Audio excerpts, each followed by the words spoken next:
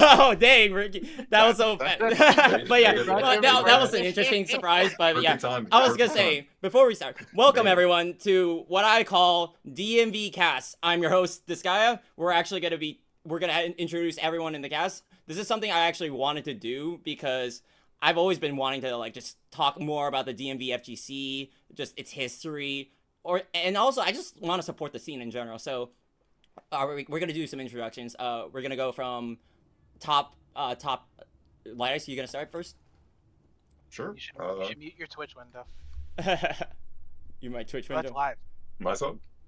You guys aren't hearing like a bounce, are you? No, I'm not hearing no bounce. Cool. Alright, so I'm Lightice. Been going to Xanadu since 2017, 2018. Second year Street Fighter 5. Oh. Yeah, I play a couple games. I pretty much play everything on the roster. The only game I don't really play is like the 3D games, Tekken, Soul Calibur, but pretty much known in everything else. So yeah, that's me. All right, gotcha. Oh wow. Next, we got Ricky S. You want to? Hey. Hi, I'm Ricky. Ricky S. And been in the DMV FGC since 2009, and been playing since Street Fighter 4's like launch, and like leading up to that, like right before that. So through, the comic book store, the cave, Hard Times Cafe, to like the cave closing and all this now. But yeah, this is where I am. So all right, and then last but not least, hi, I'm Onyxdood. If you're in the DMV, you probably know me as Gabe. I've been going to Xanadu since July 2019. That monthly was my first monthly ever going there.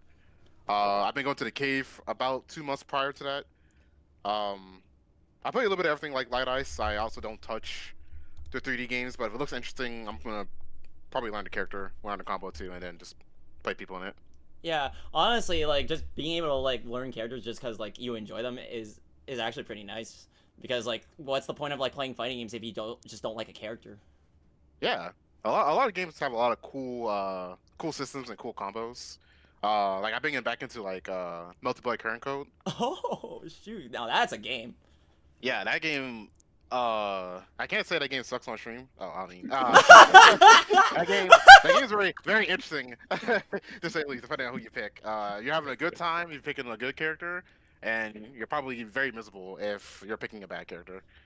Gotcha. It's not like modern games. All right, but yeah, enough with the introductions. Let's at least go to like one of the biggest topics, and I assume like everyone in this chat has at least seen the Twitter. They've probably seen it through Discord. They've probably seen it through like word of mouth. But I'm gonna pull up the tweet.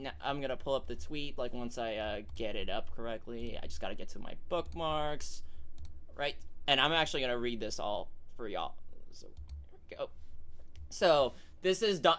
So this tweet was posted out like about 2 weeks ago, by Apostle or Matt Lofton, one of the co-owners of VG Bootcamp, aka Xanadu. So what it says is, "Hey y'all, Xanadu Dictator, aka VGBC Apostle here.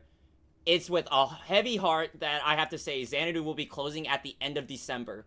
We initially expected much more time in the lead up to Xanadu closing, but due to unforeseen circumstances, Xanadu will be closing its doors December 31st. Wow, like literally on New Year's Eve.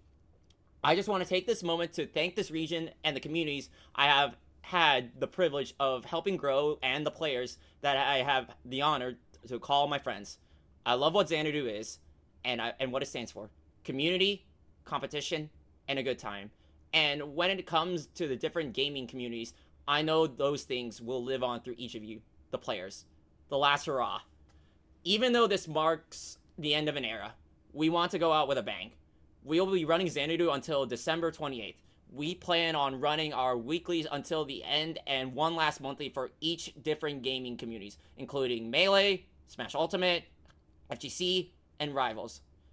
What exactly happens? But other than that, so like what you see here, like the Melee monthly is going on right now. I don't know much about Melee, but I definitely know there's a lot of good players coming into that. The FGC monthly next week, everyone, I definitely know like all y'all in this chat want to go to this. We might as well go out with a bang. And then now exactly what happened. Simply put, our contract with the venue has always had a clause in it where we could be given a month's heads up before we had to vacate the premises. That clause was activated in a recent email from our landlord's lawyer where we asked to vacate by the 31st of December. And that was like so little from what I've heard. From what I'm reading this, there's like very little heads up. But to summarize that, basically there's new management and they literally were met immediately to like evict. And from like what I'm like reading down here, so far they don't have any plans to.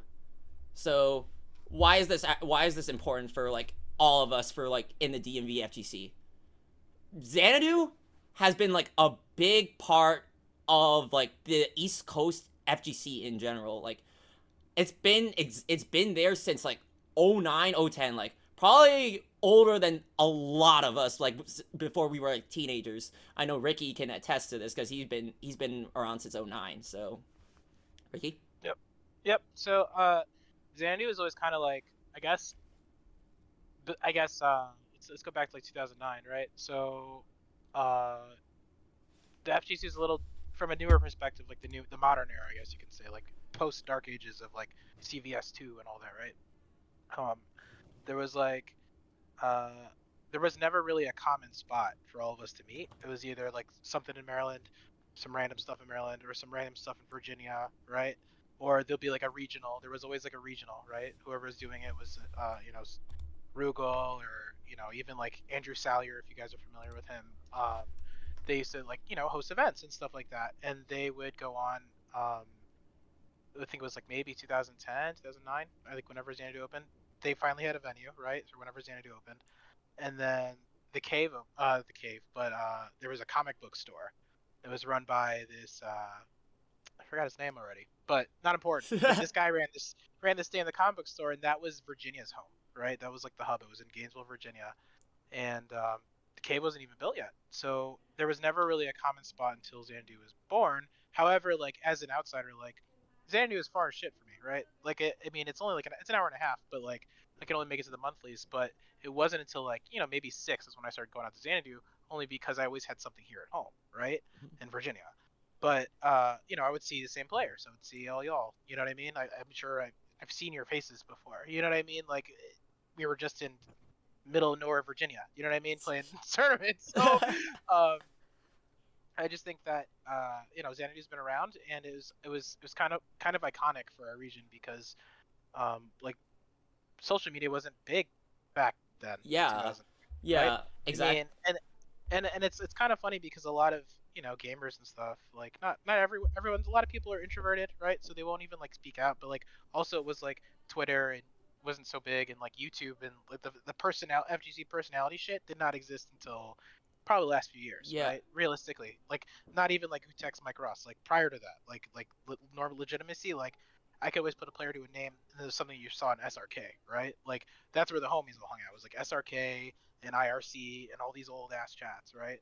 And it was just crazy because Xanadu was finally made, and that's what kind of like people would always look up to. What was prior to NLBC? You guys remember? Shoot, What was called? Whatever, Chinatown Fair, right?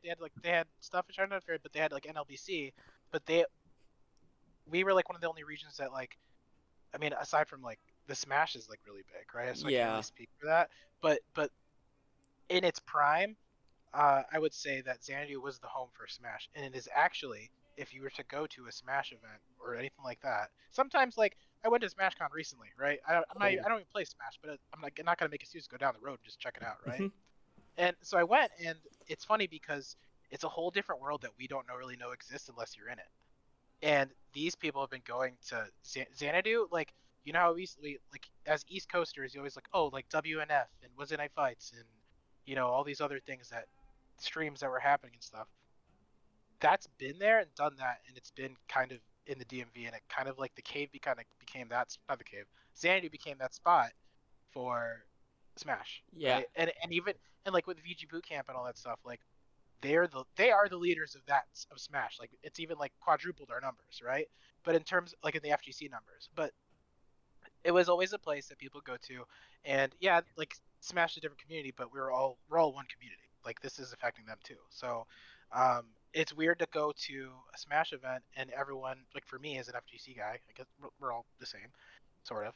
They they they're explaining to me like, yeah, Xanadu is like the spot, like that's where we started. That's where all those like famous clips come from. That's where all like the weird controversies come from. That's where all that shit comes from. And it all came from Xanadu and the cave also. But like the nation's biggest players for that scene is in our area, like in the world, right? People like you watch some of this stuff. There's people in Japan like, oh yeah, those DMV Smash kids, like they're really good. Like I didn't know that, right? And a lot of it has to do with Xanadu and the modern era of streaming and just people talking stuff. So like it just putting ourselves out there, which wasn't really the case before. So that's why it's special to people. Yeah, like I can add on to that because like I was one of those. For those who don't know me, I was one of those Smash people who before I went to FGC, I was a Smash kid. Like I've been going to that old venue since like 2015. Which again, it surprised a lot of people. Where it's like, oh yeah, like you seem like you know a lot. I'm like, yeah, because it's like I've been at that venue. Like I remember the old stuff at like at Arbutus. I remember meeting all of like the staff members there, like meeting Calvin, meeting Matt, meeting all these people who literally became pillar stones of the Smash community. And then once I like actually started branching out, I didn't realize like they also had a lot of contacts within the FGC. So like Xanadu was like the pillar for like the East Coast in terms of like just the hub of like just getting like a lot of like getting your name out there as like a player that's trying to grow their own brand or whatnot. Like for example, like Boom, our local TO, he's like him as our like TO, as our like Soul Calibur player, but a lot of folks don't. Champion. But yeah, he's our Soul Calibur champion. But a lot of people don't realize he grew up along with us at the old venue in 09. Like, granted, I didn't grow up alongside him, you know what I mean, though, but you get the idea. He was just like us, a player who just loves fighting games, wants to grow stronger, build a community. Like, I remember stories of, like, from the old heads, they were telling me he was a DJ player who was just getting his ass kicked, and then suddenly he got good, and look where he is now. Like, Xanadu breeds a lot of good players in general. So, but also like even like Street Fighter 4 days, right? A lot of clips and stuff. But it was kind of like funny. Like Street Fighter 4 days, Marvel was really big in Xanadu. Like a lot of like it's kind of funny because like DMV has like some unsung heroes, right? Where like a lot of these crazy clips will come out. We had like Unknown and stuff like that. His goes by something else different now. he goes by Inside, yeah. So, but he was the discussing in Marvel. Like there would be like tournaments all over the country, and then you'd be like, oh, that's the dude from home, like that's our guy.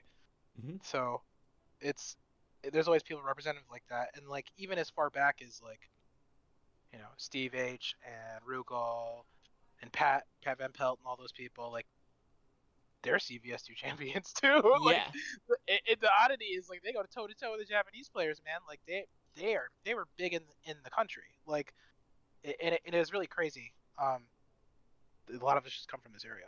So yeah, like as I said, this region do be breeding a lot of champions, a lot of unknown killers that people are like, whoa, you're good. How long have you been playing? And they're like, oh yeah, I just play at the locals and stuff. So yeah, we be breeding a lot of killers.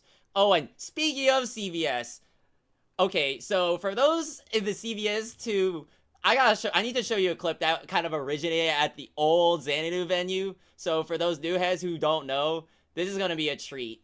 This is gonna be a treat for y'all, cause this is what I would say is like probably one of my most favorable clips at the old Xanadu venue.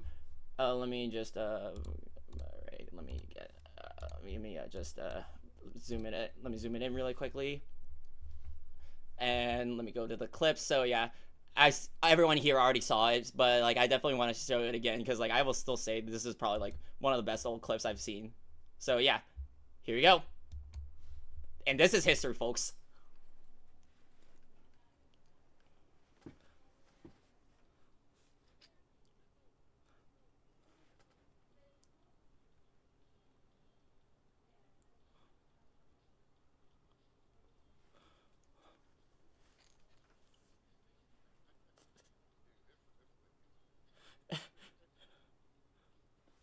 Oh, no audio? Damn it. No audio, but look at that, dude. You don't need audio you don't need necessary, yeah. Yeah, you don't need the Back audio. there. Oh, true.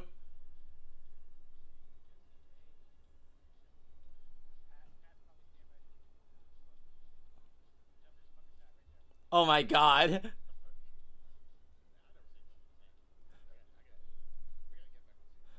Oh, get him on CBS too? Oh my god, dude.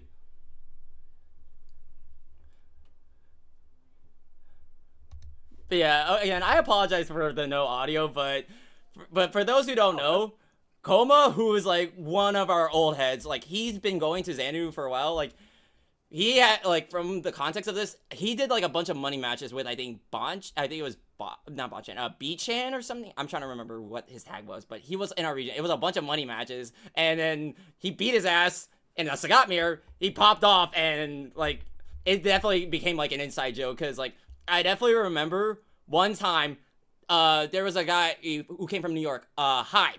I don't know if anyone plays multi-blood type Lumina. He's from New York. They did a first to 10. Koma and Hyde did a first to 10, and I remember exactly 3 people humming the Guile theme in the back, because that was the theme that was going on in this clip right now. They were like humming it, and I was just like, oh my god, they're literally embracing the meme. That was that Melty first attempt was that was something special to watch. It was. Yeah, we got the I forgot who it was. I forgot who it was. It was Sly. Sly was on the side with someone else doing It was like side commentary. Like the coloration on like the screen was like all off. Yeah. But like the audio was like big. It was like the most godlike first to 10 I've ever seen. Oh my god. It was so good though. Like. Oh my goodness. But yeah, like CVS2 has like had a history in our region though, low key. It's had like a strong region, because as like Ricky has said, we had people like Pat Van Pelt, we got Steve H, Omega Rule. Like we had a lot of players that were just notable in our region, and like I think even now we still have some of the best CVS2 players, even if they are retired. Wait, I can't hear y'all. What the heck? Oh, it was me. Oh, Okay. yeah, So like, no, I was trying to talk over, but Mhm. I was gonna say Steve H. Not Steve H. Pat was just at CEO, last CEO, Oh wow. and I think he won or got second place to Yeah. Justin. Yes, Yeah, you got second adjustment. It's just kind of like, you know, Mhm. Justin just, you know, he was a god in that game, but like, Yeah. it's just funny that out of all people, it's just, I turned on and he's on my YouTube freaking thumbnail. Like, Mhm. hey, that's Pat, you know? Yeah. Kind of like, our homies are out there. Yeah, that's our local. I have to wait for that match to finish. Oh my goodness. But yeah, There's, do we still have any? I put the link in chat of Steve H. Just freaking out on Lud. Oh wait. Oh, we gotta do that. We're gonna do that. You gotta Okay. have Yeah, it you gotta- down. You got to put that So I one. gotta figure out the sound. Yeah, now. I was gonna say. Yeah, I gotta figure out this thing. Just DM. All right, just DM it to me. I gotta like. I did. I put it in the general. Like I don't think I would. Let me. If I were to do that right now, I probably would affect the stream a bit, because. Yeah. But yeah, so just DM it to me. I'll like set it out. But yeah, Steve H is. Oh yeah, I forgot about. Speaking of Steve H, I remember a lot of people say he was like the king of down backing in our region. Like he was like the turtle, the solid player, the fundamentals player in the region, like back in the day. No, it's true. We were known for our defense and stuff. Like people in the East Coast in particular, but us as Street Fighter 4 was like down backland. It was literally ball rock, bison, like all the time. Oh and it my god. You would just sit there and wait and just watch and just against the corner, and it'd just be almost every match was like that. And that's kind of like how if you ever like look at the way that Lud plays these days, right? Lud is very like hit and run. Mhm. And it took him a little while in 6 to figure it out. But in 4, if you ever watch him play at 4, it's very unique style of play. So when he goes toe to toe to like people from like the West Coast or something like that, or even Japanese players, it's like hit, run, very defense, very Oh wow. passive. So it's kind of just carried on. It's just funny because that's like a. Mhm. Yeah, I just had to fix some audio. I had to fix some Oh, you're stuff. good. But yeah, continue. But no, but like that's. I mean, it's kind of funny because there's people that still play like that. So, We were actually known for that. Yeah. So I know a lot of people here know Steve H for CVS2, but my introduction to Steve H as a player was actually in the older Guilty Gears. oh wow. Yeah, I think it was either Double X or Accent Core, 1 to 2, but he would play like oh god, who was the Japanese player? Kusoru. Kusoru. Kuso? I think Tokido used to play old Guilty Gear. Wait, he did. I think so. Yeah, I think somewhere on YouTube there was a grand finals match between Tokido and Steve H. Get Steve out H of here. playing Kai. Yeah, Steve H playing Kai, and you're talking about that down back gameplay, like in Guilty Gear. That's impressive in a game like Guilty Gear. Fast pace, high octane action. Things are happening. Every other second, right? So He also won grand finals. yeah, Final round as well. 2012. Kusoru. Yeah. Kusoru. Okay, I don't know why I was thinking of Taquito, but yeah. Close Kusoru, enough, yeah. man. Yeah, close enough. Yeah.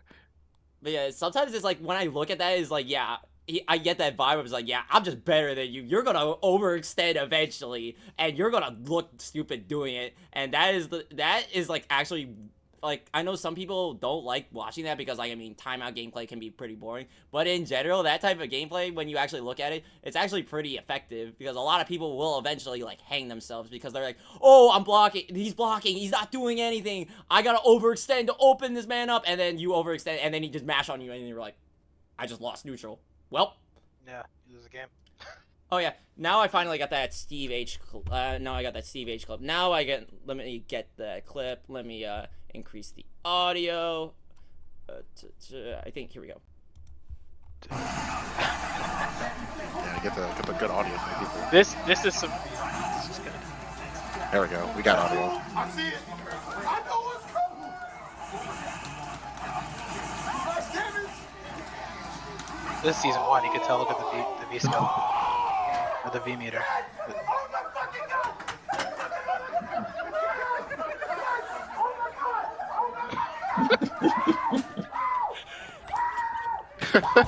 Oh, there's Matt. There's Matt. Yeah, that's Matt. Yeah, Oh! dude. Oh! Oh! Oh my god!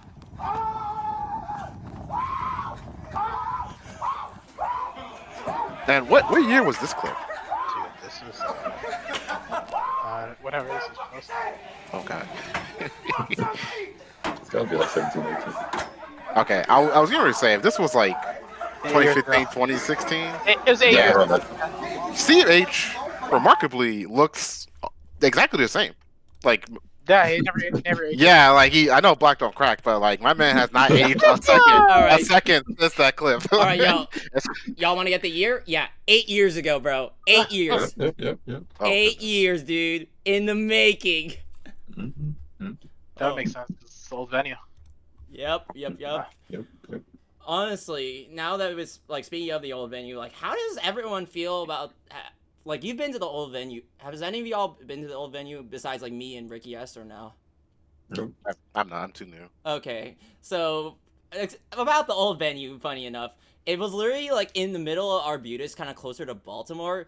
Like the place was pretty far. small. The place was pretty small compared to like the old venue, compared to the venue that we have. It was a lot smaller. I think it was like mostly they did like trading cards and stuff. I remember talking with Aaron Shaze, that he actually was like one of the staff there. Like he kind of like helped out at the counter and stuff. And I definitely remember, might have seen him, but it's been like ages since I've been there. But I definitely remember there were a lot of things that went down besides like, like locals. They had cookouts, they had like a bunch of like other things. It was just like a general homey vibe. Like you could just go to a local and then you see like someone that like just grilling burgers and hot dogs outside the venue.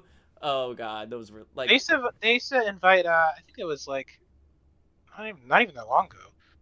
They used to do like barbecues at they'd like rent a mansion for the day, right? Wait, And then it would be like there'd be a tournament at like a lake house or something with like a pool, and that would just be. Oh, I remember And, seeing something about that. in Yeah, it was a block 2019. party. It was a block party. It was what they Yeah. called it. But Who it was it? was, It was They got married to Purple Sharpie recently.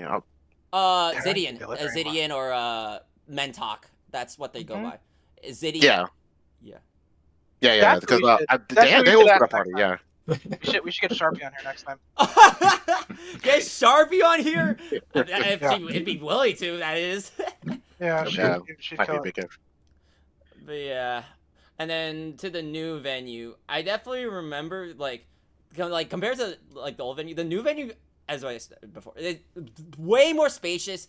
They had like a race. It was in the middle of a racetrack, but they had like a big ballroom that they used for sometimes like big majors and stuff. So like Xanadu could hold like more than like say maybe 200, 400 people. Like the old venue could probably maybe hold about like 100 or so, 100, 200 without like overextending itself because like the venue was pretty small back then. But like in the newer venue, you had like a lot of majors going on. You had like Smash majors there. You had Shikomi being one of them. I don't think you were there for Shikomi, but I definitely remember Shikomi was hosted at the new venue. We had like Glitch Infinite, which had like it was like a Smash thing, but also had like FGC side brackets, which gave a lot of us FGC rep some spotlight. But yeah, like there were a lot of events at the new venue, like you could host because of the space. And honestly, I think that was like actually pretty nice because like when people go in, they look at the venue, they're like, "Whoa, you see all these like you see all these PCs, all these consoles, just a general like esports vibe, you know?" Yeah. Man, speaking of Shikomi, I don't think this was at Shikomi.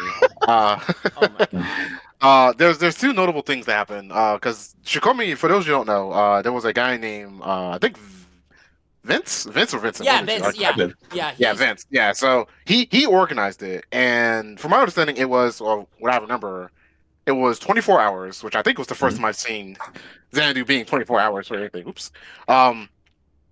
So at 4 o'clock in the morning, they had a single elimination, first to one ruler drop competition. What? Yeah. So I mean, you know what a ruler drop is, right? Like you put your fingers open, and you drop the ruler in between your fingers, and you try to catch it, and closest to the bottom wins, right? The VOD is somewhere on YouTube. I'm actually gonna try to find it, but at this one I don't remember if it was Shikomi, but there was the JJ Coma money match and Blaze Blue. Oh, I think I saw clips of that. I think I saw that clip that Pull that up. yeah Pull yeah that shit up, bro. We pull up the ending at least. I don't want to see.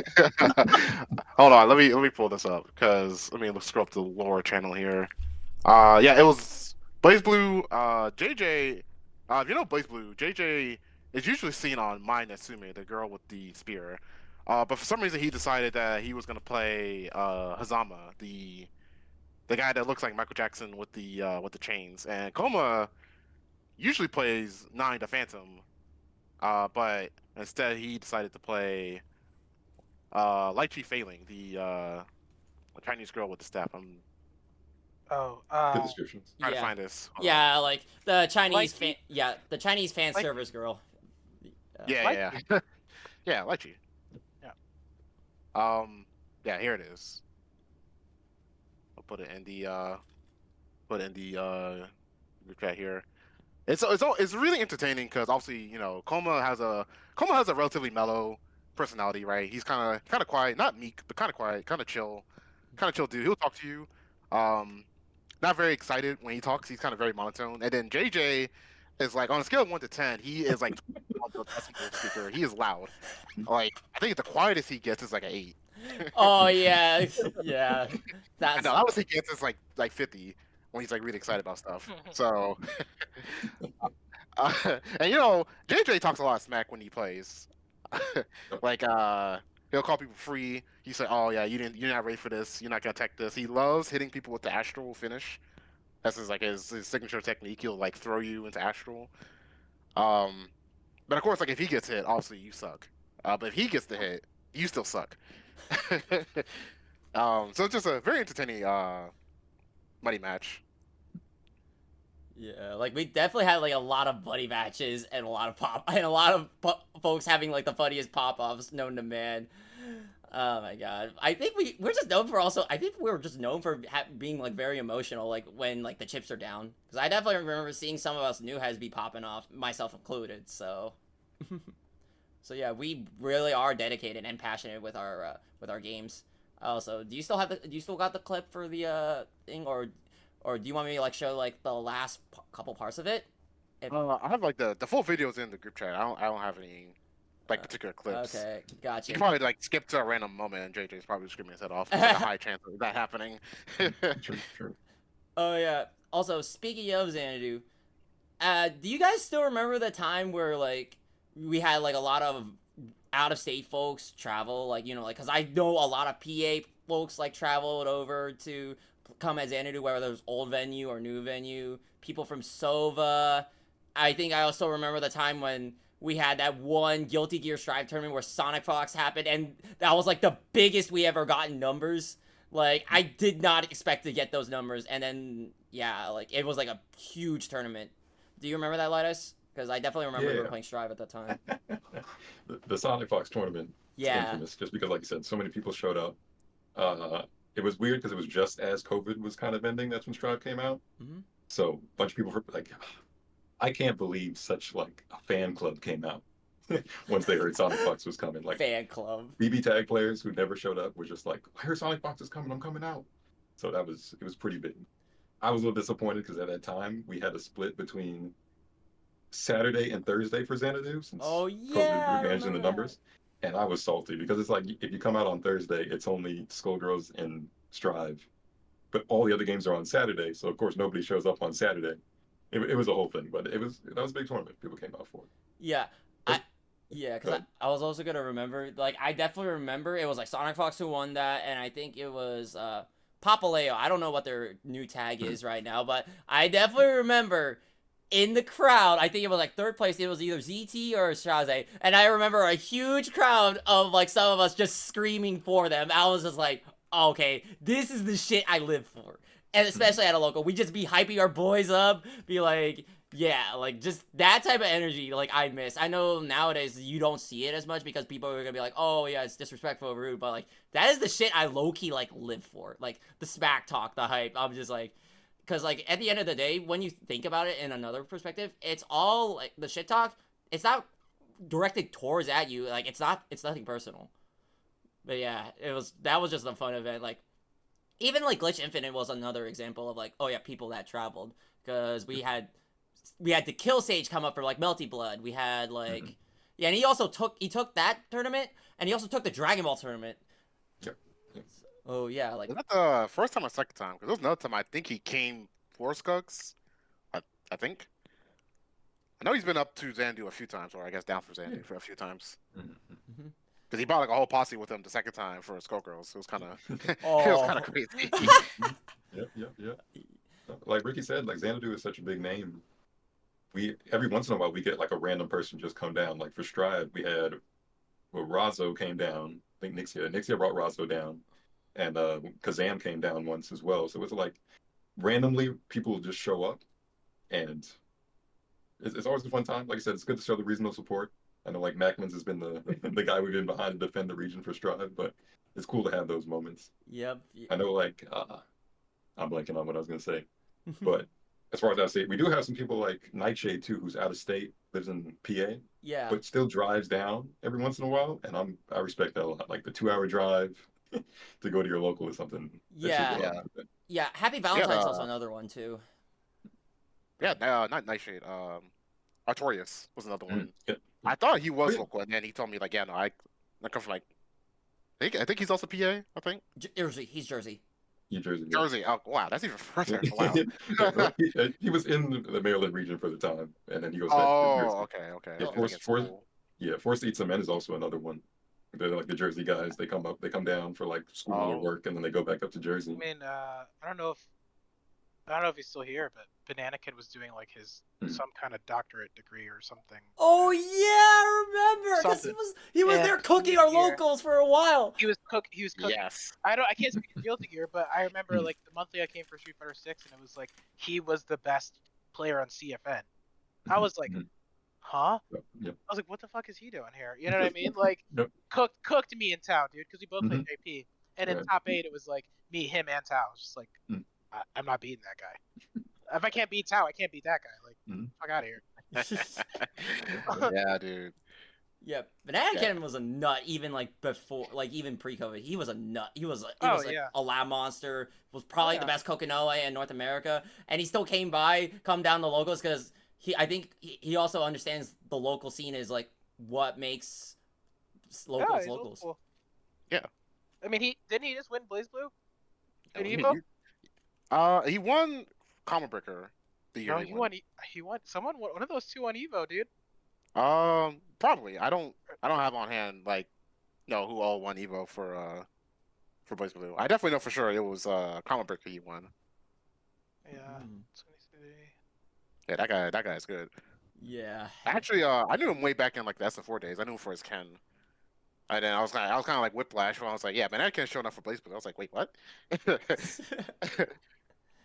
Yeah, like him being good at Street Fighter, it doesn't even surprise me. The fact that someone told me like, oh yeah, he played Ken back in Street Fighter 4, I was like, oh, okay, that actually checks out because there are some folks in Street Fighter 4 that are just really good at neutral, and then compared to 6, and then you have like a bunch of newer gen players coming out that are still like trying to get their feet wet within Street Fighter, and then you fight someone like that, you're like, damn, I got so much to learn, you know. Oh, speaking of that. It was Combo Breaker. You're right. I was wrong. It's Combo Breaker. I mean, Sorry, I if you wanna had rewrite said Evo, history. I would have not been I'm surprised. not trying to rewrite history, but yeah. But yeah, I was gonna say, do you guys remember any other good out of state players that like came besides like because I definitely remember LK came down a couple times like for like Dragon Ball. I've seen videos of that. I can't speak for Smash, but I know that happened pretty regularly. I want to say now this isn't history that I know, but it's like I'm not like I wasn't there to experience it, but this is just something I knew. I think there was a time where SKD came down for Blaze Blue and would fight, the best Maryland had to offer for the game, which was like, Mecha? I think 7 was, yeah, SKD for Blaze Blue, super quiet Desu. He fought like Koma, he fought like Jukin. I feel like there was like some other Blaze Blue player that I'm not remembering the name of. There's like 7. I don't know if Noctis Onyx was going at the time, but there's like a whole playlist on like old Xanadu, like for the first version of CF, where SKD would just like beat up Jukin. Koma had a pretty close grand finals with him, but obviously SKD still won. Oh, I honestly thought it was Mecha Oni who was there, but you can continue. Yeah, Mecha Oni was for Shikomi. Yeah. But I think he used to be Maryland, from my Yeah, understanding. he's in. And then he moved to Florida. Yeah, he's in Vegas now because I still keep in Oh. contact with him. Really? Yeah. K-Brad's from our area too. Oh, I yeah, I didn't know forgot about that. I forgot about him. K-Brad. Ski Sonic was from our area. He's just not in the FGC anymore, but he was from our area. If you guys remember, he used to be like an admin of Shoryuken.com and also was part of he was like, if you go look back at like 2000, man, I'm dating myself, 2009, 10, around that time, he was the one that was always on with James Chen as commentary for like every game.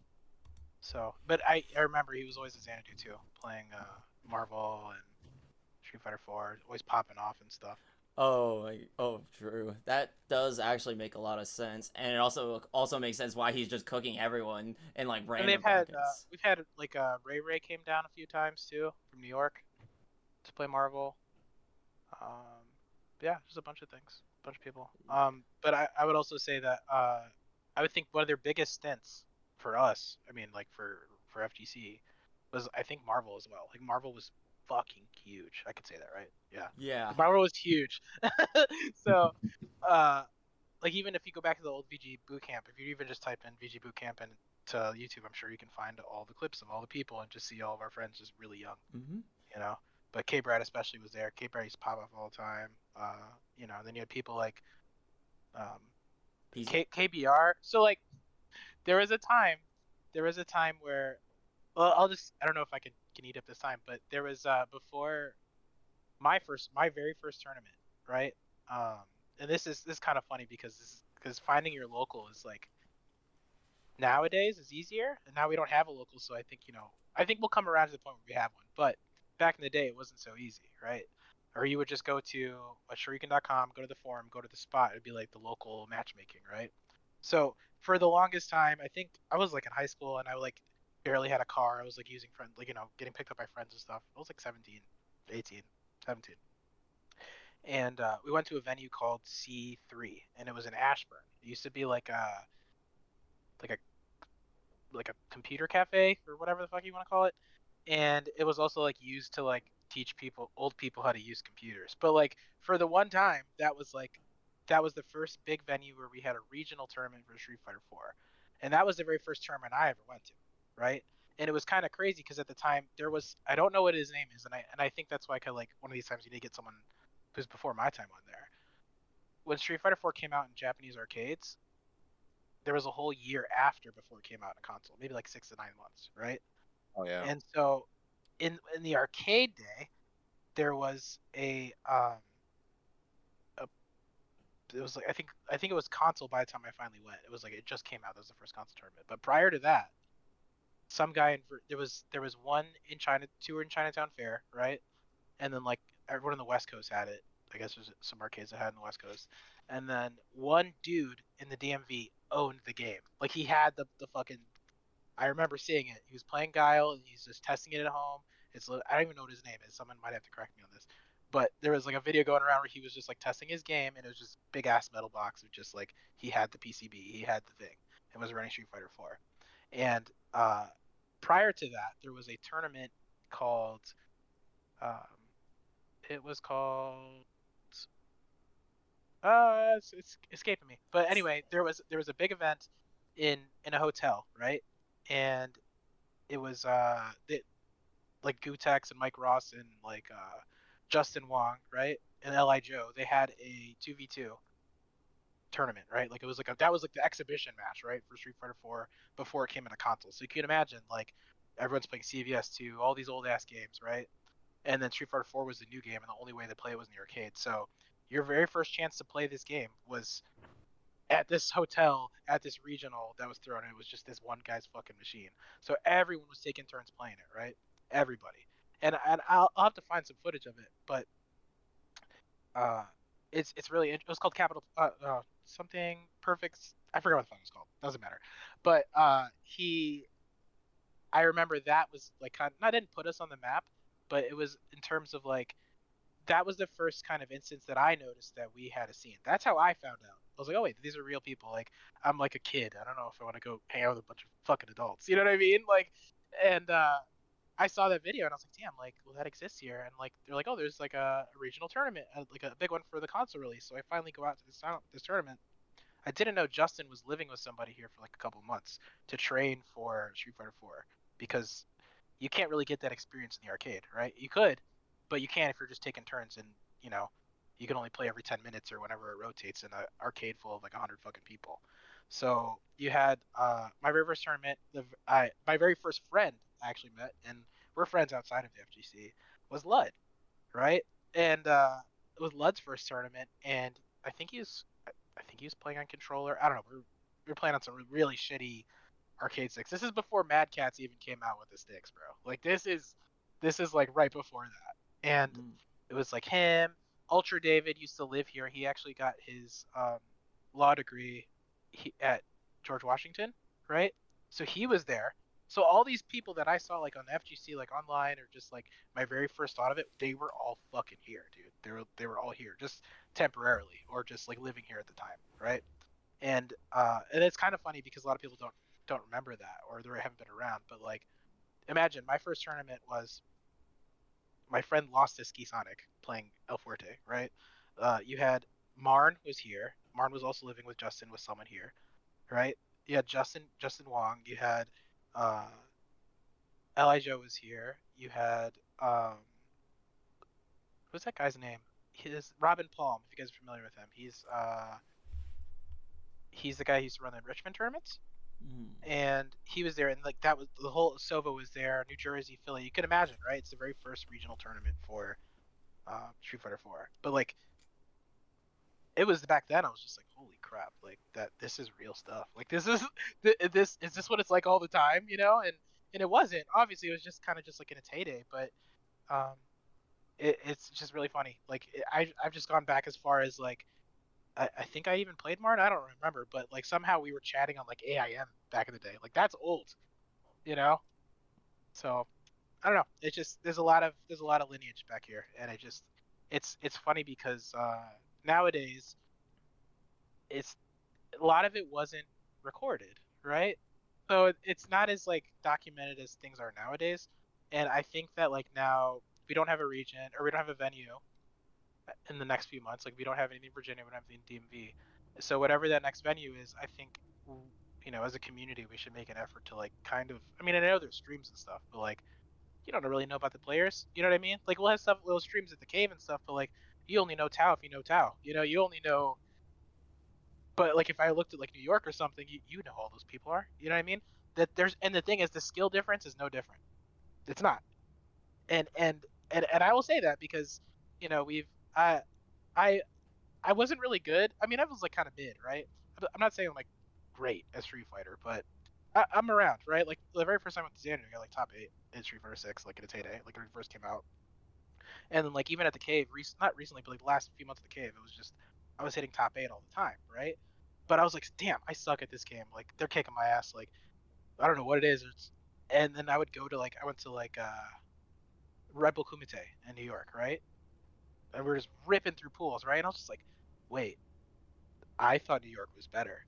The only way that you thought of that is because the internet puts them on a pedestal, right? Like there's no, people know who Ray Ray is. People know all these people are. It's because like even like the regular onesie twosie guys, there's guys that are worse than Tao that have more screen coverage on the internet. You know what I mean?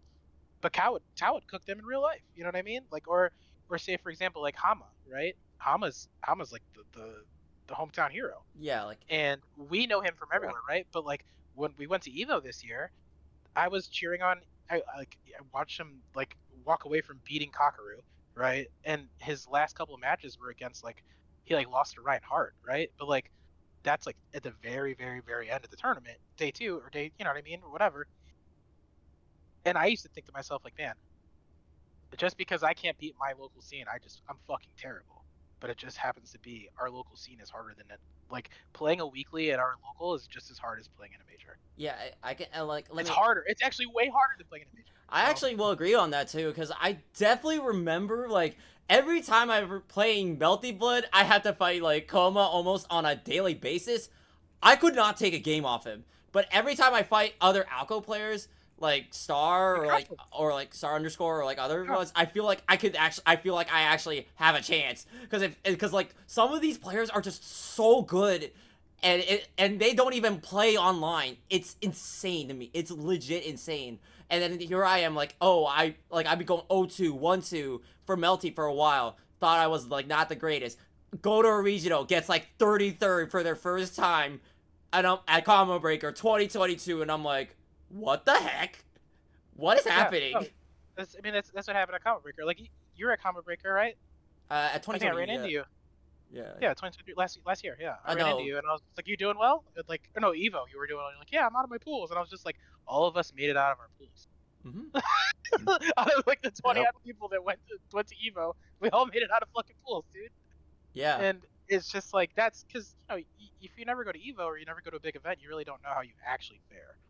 Because you can get your ass beat by like, for example, like our wall here was just playing Tao, playing Hama, Street Fighter 5, it was Rob G and Magman and Shinku and Lud and all those and Yon. Like they're all good, man. Like and even recently, I think it was what is it? I think it's Street Fighter 5 time. No, yeah, Street Fighter 5 time. Lud was like, I think they had like the very last tournament for Street Fighter 5. I think it was it Combo Breaker? I Before think it became 6? it was either Combo Breaker or I'm trying to remember the major or Frosties. I don't remember. Yeah, but Lud was there. He was like, I think he was like top 32 or something like that. And there was like the biggest killers were there, but it was just like that's someone that like doesn't play every day. Yeah. You know what I mean? So it's just like the weird the weird natural skill, and it's just funny because those are like our hometown homies, or those are just the guys like, oh man, they're good to us, but like they're good in general, you know. And it's nothing to scoff at when it comes to your own skill because we live in a really tough region. There's some other regionals, man. Like you've been in the pools and all these regional like the majors and stuff. You know half these guys, right? And sometimes you're like, man, I don't know this guy. I'm gonna sit down and you beat his ass, right? So it's like, who, man, Yeah. it's either our region's like really good or their region's really bad. You know what I mean? But like, I think of a lot of it comes from having the local, which I think is a detriment if we don't get that fixed soon. Yeah. So, because As only like while online is cool and all, it's still like it's not the same, man.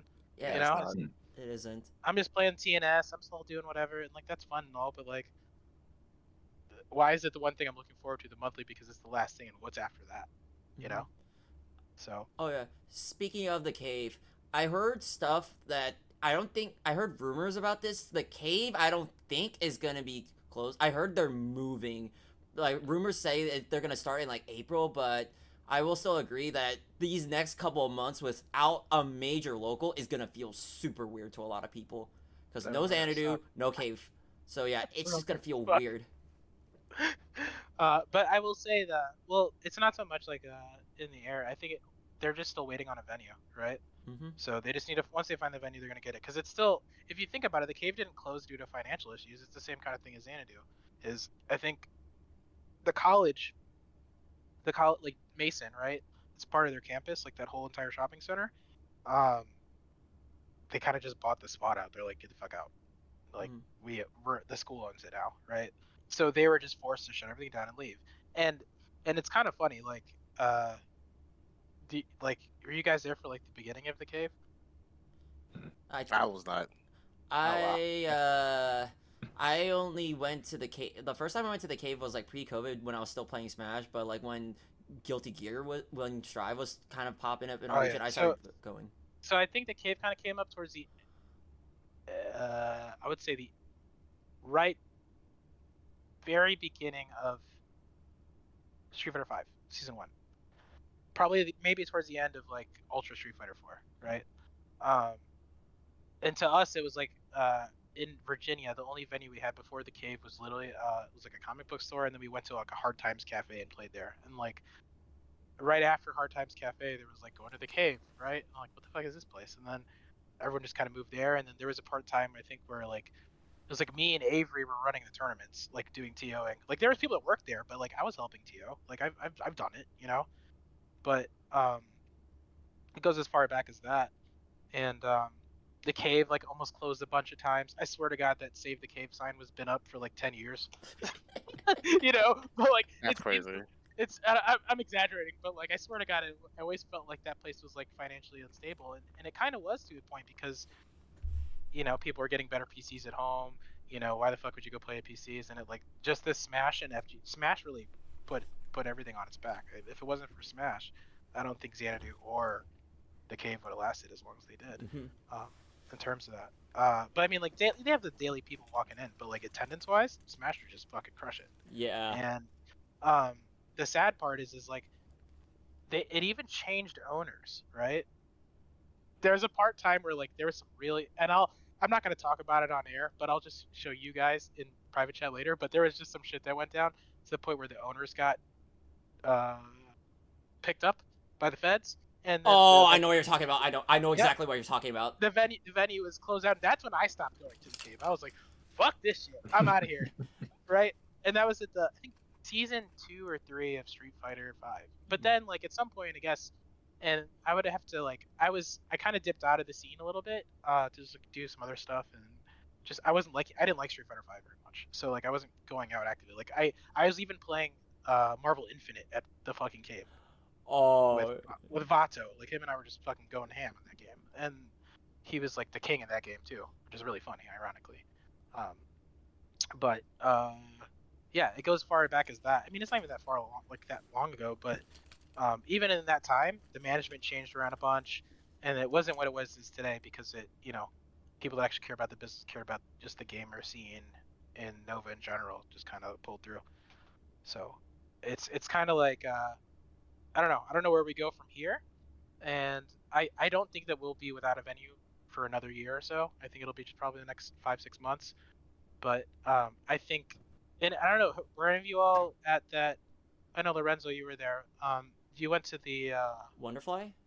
Tyrant's grave. Oh, Times Square. Oh, but yeah, that's Yes. in like that's like Ruckersville. Like that's like super far south of Virginia. No, right. But that was like a one-time, Yeah. once a year tournament, Yeah, right? But like once a year.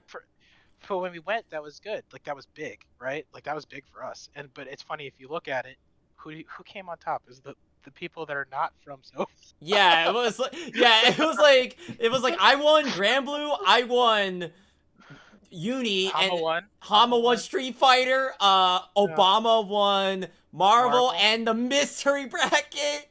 Let me. Who won Tekken? I think it was Seiko. Seiko won that. Let me find it. Let me find the results. But yeah, that's kind of things like that where it just didn't.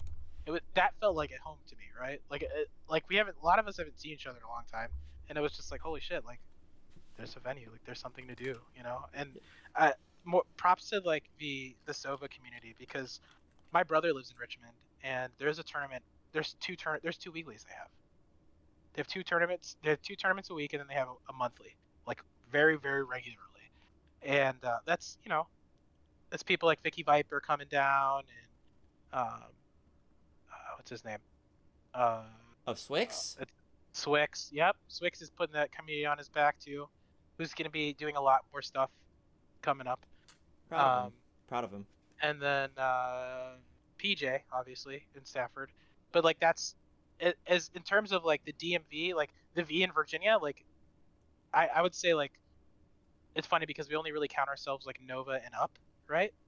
But in general, sometimes I consider the Sova guys DMV as well. I mean, like they don't in FGC land, but like they are part of a region. But the interesting part is the other regions only are stuck to one city and one state. We have several cities in like 4 states, and you know what I mean? Like Yeah. together and that's DMV, and I think that's something that's really special that other people don't have. Oh yeah, speaking of Vicky, funny thing, she's been around like longer than a lot of us have been. Yeah. Like, she's been around.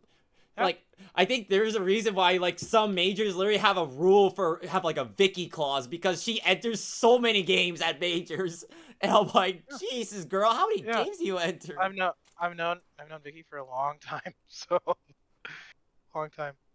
At least probably like almost 10 years. So Yeah, she's kicking ass now in Street Fighter 6, because like especially with the Kimberly buffs, I'm just like, oh, she's gonna have a field day right now. no, I'm not gonna have a field day with that. Oh yeah, because JP Kimberly, and once she gets in, you're kind of she beats my ass every time. So yeah. Speaking of like monthlies and all that stuff, we do have the final monthly coming up.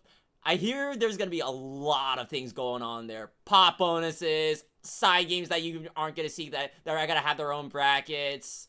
Like it's probably gonna be a lot more people than like most monthlies, our usual FGC monthlies, just because it's closing. And I also hear word of an exhibition for Undernight. Oh. Yeah. So, if you don't know me, which if you're in the DV, you probably know me. You probably know my deal. But I'm the guy who always yells or like talks to people about Undernight. Lightice come up to me, and I appreciate Lightice because he'll come up to me and start talking about Undernight to me, which is great because I escaped the awkward podcast where I have to bring it up to him instead. But yeah, we're running an exhibition. This is like it's Xanadu closing. It's one of those things where like you're not sad that it's going away. You're just happy that it was there, right? So this is for us, and for me especially, this is more of a celebration, and this is a celebration for Xanadu. This is a celebration for people that watch, and it's a celebration for where the scene has come for all of us. A lot of the players that play Uni now are new as in they started this year, and a lot of them have gotten very good. Slush, Rush, Sweep especially. He went from like, how do I zone in this game to like getting second at a regional, which is pretty impressive. Yeah. So our exhibition matches, we have 3 first to 5s that'll be starting at 1 o'clock on the monthly. We have Nightshade versus Tommy Chang. Then we have our own Disgaea Lorenzo versus Matt Coma. And then Star X underscore versus Slush.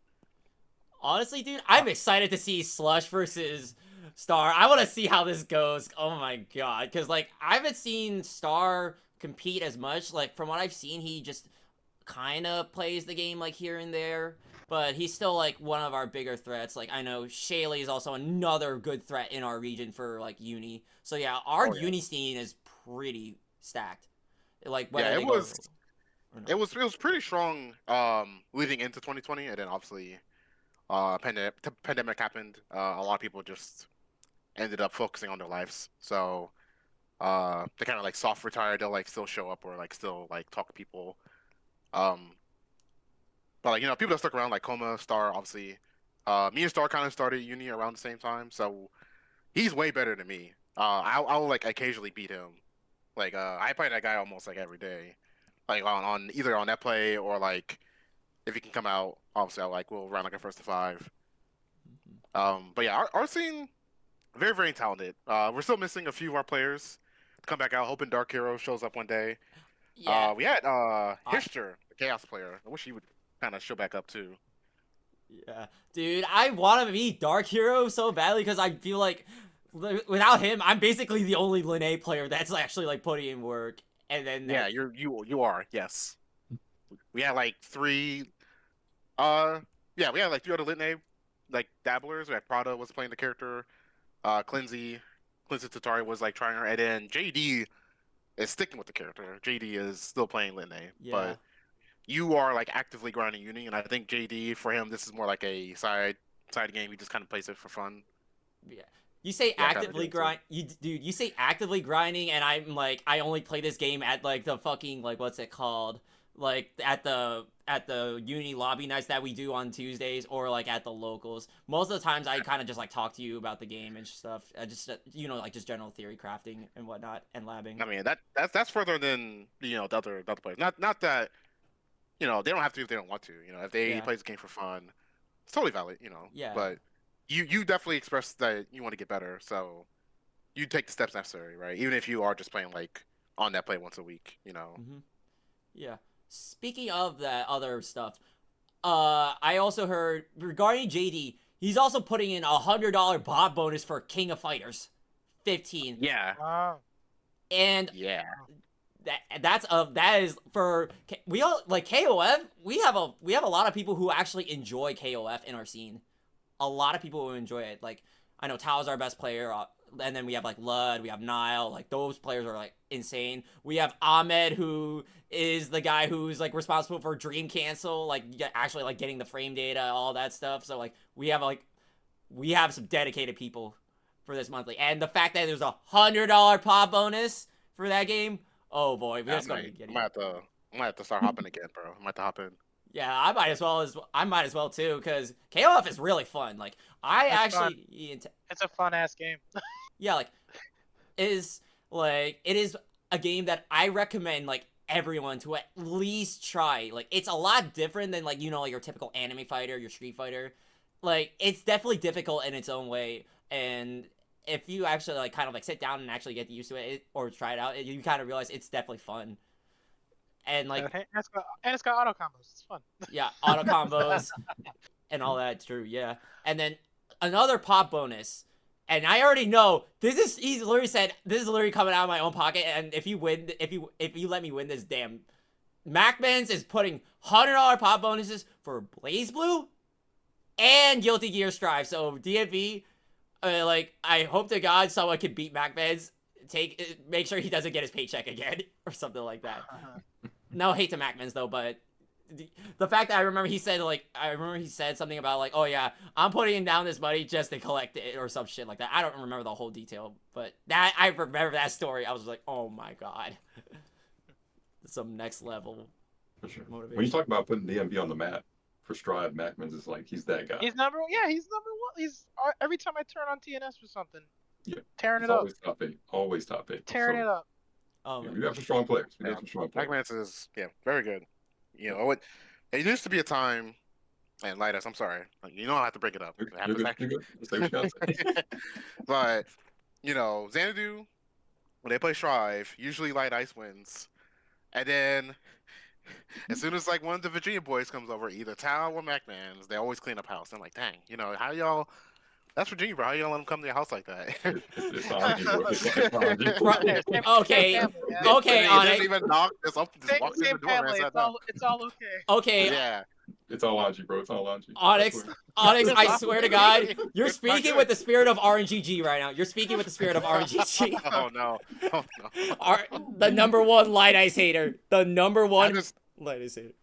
I want the storyline to end with someone from Maryland beating MacMans in grand finals, or hell, beat him outside grand finals, beat him before he even gets top 8. Knock him out of tournament.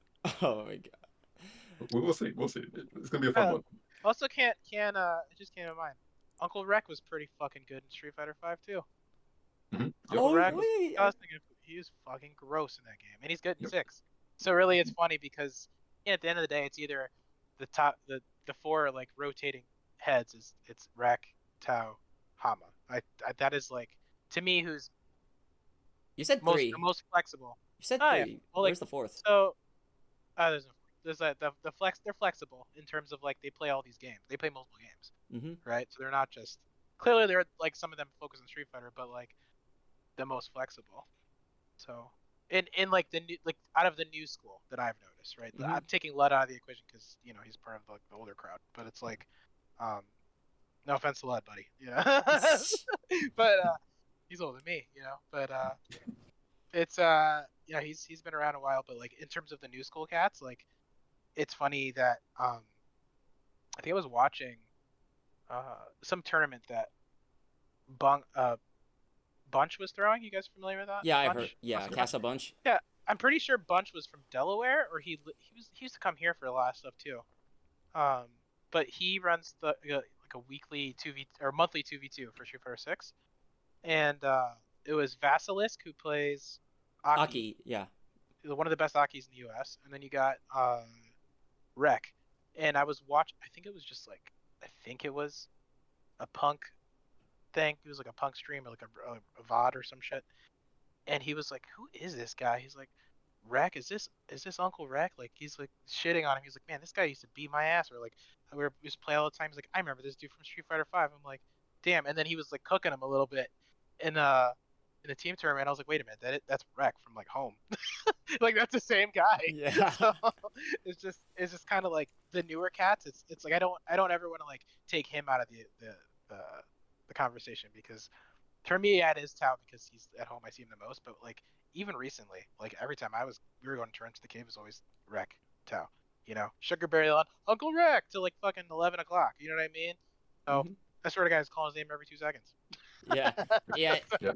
Oh yeah. Also, speaking of talent, even though I don't play much Granblue anymore, Zerom's also another household name in our region. Yeah. Probably yeah. the best Granblue player in our region, like a top 15 player in North America for Granblue. Yeah. And he plays it with mid-tier Charlotta. Insane. Yeah. Yeah, Maryland has DMV, not just Maryland, has a lot of talent for a lot of games. Uni, Tekken, Street Fighter, Strive. Any game you look at, we got some good talent, good top talent, a lot of areas. Exactly. Yeah, Ricky was talking about Street Fighter 5. I'm sure you remember like season 2. Xanadu there's a larger topic to talk about what happened after Xanadu moved spaces and how like community divided. Yeah. But Street Fighter 5 was one of the games that like the guys stayed, and we had, what was it? It was Lud, like you said. We had OG Yawn, Yeah. Wolfgang, Wolfgang. Yep. Darkchild was playing a little bit, Metro M, Oh, And- and like I said- Metro. and like you said, Uncle Rec. And when I first came in, I was a Street Fighter 5 player at first. So having that wall was like, No, you're done. You're not good at that. you're not you're not playing the game, but like having those like such strong players around, You're not that good. like it boosts you so fast. Like Yeah. the training level at that time was just huge. Yeah, exactly. Like shout outs to Ram, Jan at the time. Like they were guys who like pulled me to the side and was like, "You're playing the game wrong. Like this is what you should do in these situations." And having that was huge. Oh yeah, you speak of Rem, like I know Rem was gonna be a guest, but like unfortunately he had some stuff, so yeah, like hopefully like next time like we can get Next him. time we'll get him on. Yeah, we'll Yeah. get him on. Let's get one of the older guys too. See if we can get Yeah. Yeah. I was like, by Before far. my time. So, All right. No. So speaking of some more stuff regarding to like future locals, I don't know if have you guys like heard rumors of like potentially other small venues like potentially getting like more spaces to like do stuff, because like I know I went to Wonderfly, which is closer to the old location of Xanadu, and they've been doing like locals for both Smash and fighting games. They first were doing Smash, but I know a guy who was like, yeah, I want to at least expand to fighting games, and now they have like a pretty small-ish fighting game stuff. Granted, it's like maybe like 4 or 5 people, but it's still like enough support. that's the community. Yeah. Yeah, small enough community. There's one here. What's that one called? The I'm like blanking, dude. It's the Outer Limit. Yep. Yeah, Outer Limit in Ashburn. The thing is, okay, here's one thing, right? Here's one thing I'll notice, and I'll take it away from like how the club scene is, right? So like I'm a club promoter and a DJ. Everything I do is like through social media, obviously, right? I'll share stuff and share, rave flyers and whatever the hell it is. The thing about the FGC is that there isn't, well, we have like our FGC in general, we have a bunch of different groups. We have like 3 different major discords or 2 different discords or whatever, or one for every venue and then one for DMV homie cord. But the thing is, I think a lot of people, it's gonna come a time where like someone's gonna step up to bat to go do something, right? I'm not necessarily gonna do it myself, but like I do encourage people to, we don't have a scene right now, and kind of, even if it's like a meetup or like a once a month or whatever it is, even if it's at some homie's house, like we got to get together and do something, because it's, at the end of the day, it is community, right? Mhm. And the lack of just like general FaceTime, like I shouldn't have, the next time I see, even Lorenzo after this month, he shouldn't be in fucking Vegas or, CEO or wherever it is. You know what I'm saying? Like, you know what I'm saying? It's got to be a little better than that. And it sucks because we don't have anything, but generally in the area, there's like I forgot where it was. It was when when Street Fighter 6 came out. There's like went to like a Magic card shop thing. It's called the Hashtag Gaming Arena, and that's in Fairfax. They host Smash all the time, but they did FGC and they did it kind of poorly. But that was like, they have the capacity to do that. So I think like the only difference is like you just need to bring the setups, but we got to be in contact with that. And I don't know if anyone like who's listening to this has any context to that, but someone does. Someone will. And that spot was pretty popping for. It wasn't like popping, but it was like on a Friday. And my very first tournament I went there was like, I don't know, 20, 30 people for Street Fighter, right? And then for Tekken, it was just like no, it wasn't Tekken, it was Strive, right? But there was people there, but there was like 70 people for Smash. So, and the irony is, it's like, while we are FGC and there is Smash, we're still kind of like one community, sort of, in terms of just you sitting in front of a screen with 2 people. Do you know what I mean? So like, not even talking Melee, I'm talking like Ultimate or whatever the fuck it is. There's tons of people that have those opportunities, and I think it's kind of time that, kind of mingle a little more with the Smash teams, just to figure out where they're going and see if, if there's any available spots for us and stuff to do, because they're always playing games all the time. Mm-hmm. You know what I mean? They're while they are losing Xanadu in the cave, they're still playing somewhere. Yeah. So Yeah. that's just how it's gonna be. I know it's kind of, it's a hot topic for somebody, but like at the end of the day, it's like, they're people too. But like if they got a spot and they're playing, they're comfortable, like we got to figure that out. Yeah. So we do have a couple spots actually. Like, so I run like a pseudo for fun PR for Strive in the region, whole BC, Yep. Virginia. So we have I'd say there's about 8 different locals that still go on. Wow. The only issue is that like some of them, like the Outer Limits, no offense to them, but like we're all kind of scattered right now. There's like 5 people there, 5 people there. Because like some shout outs, we have a Mega Drive in like Southern Maryland, Wonderfly, this guy mentioned. DC has the Alley that runs every once in a while. Yep. I don't know if you went to a THG arena yet. That was, like you said, a monthly, a fun one. Yeah, so there's actually a couple. Yeah, and a couple in Virginia as well. So there are stuff to do. It's just Xanadu was one of the main gathering hubs, and that's why losing that. Right. It's No, exactly. exactly. Hard at first, Exactly. where people Exactly. go. Yeah.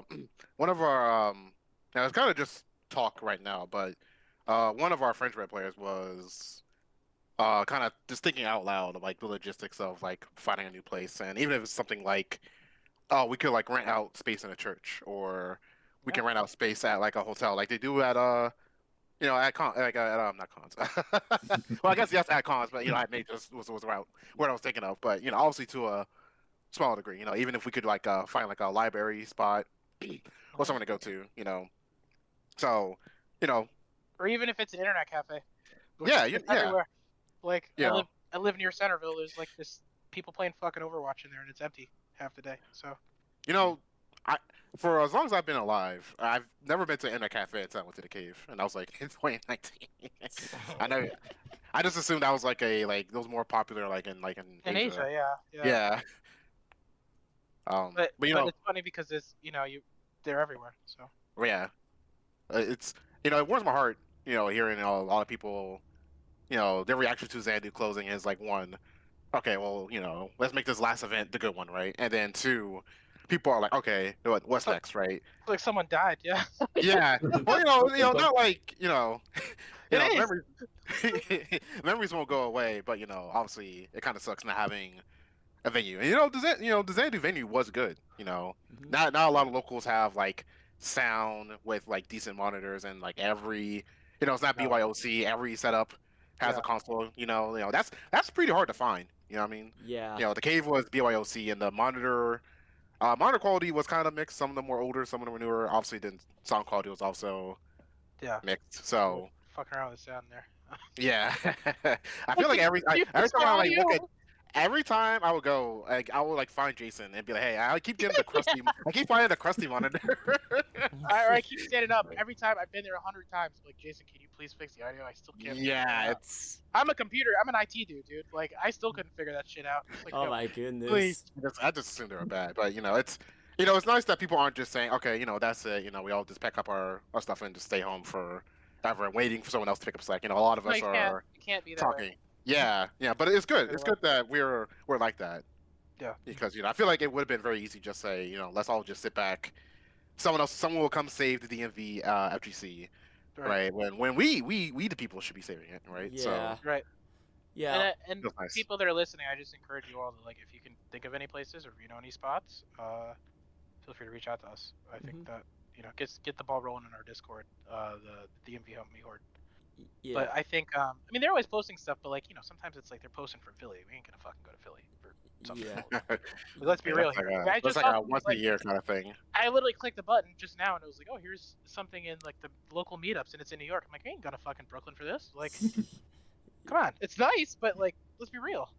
Yeah, it's like the only way you're going there is like you have to like actually like organize a carpool with like a bunch of friends, because that's what like me, Lightice, Gavin, and Coma did whenever we like go to Shadow World, and then we just we go there, go to North Carolina. We literally play, I think, at their college, and then we just like play like Melty or like any other like games that they have, and that was like actually fun. But yeah, it definitely takes a community effort to be like, and actually a lot of communication to be like, hey, yeah, are you willing to drive this and all. And So, I'm like, even though I'm just talking to you guys and meeting you guys face to face a lot for the first time, I just think I think that we should put in that effort. Like, just general speaking topic, like we should just put in that effort. There's at least be a little. I'll try like maybe like a couple times a week just to check in and check around, or just see what's happening, because to organize something, because I do think we're at a worse detriment after next weekend. yeah. Yeah.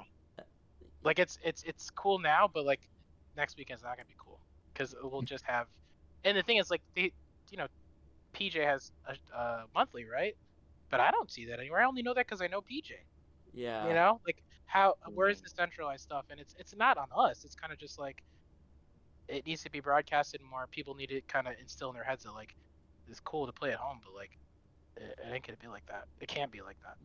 So Yeah, honestly, like that's just like kind of like how, as I said before earlier, like locals are the lifeblood of the DMV FGC. Like without locals, DMV FGC would not exist. Like we would not be able to like meet each other. We would not be able to like hang out like outside fighting games. Like we would not have not got to know each other as people if it weren't for the local scene, like finding like that hub space, that home to like connect us. Like there's no way like we would have all had this. Heck, this podcast would have not happened if it weren't for the DMV FGC.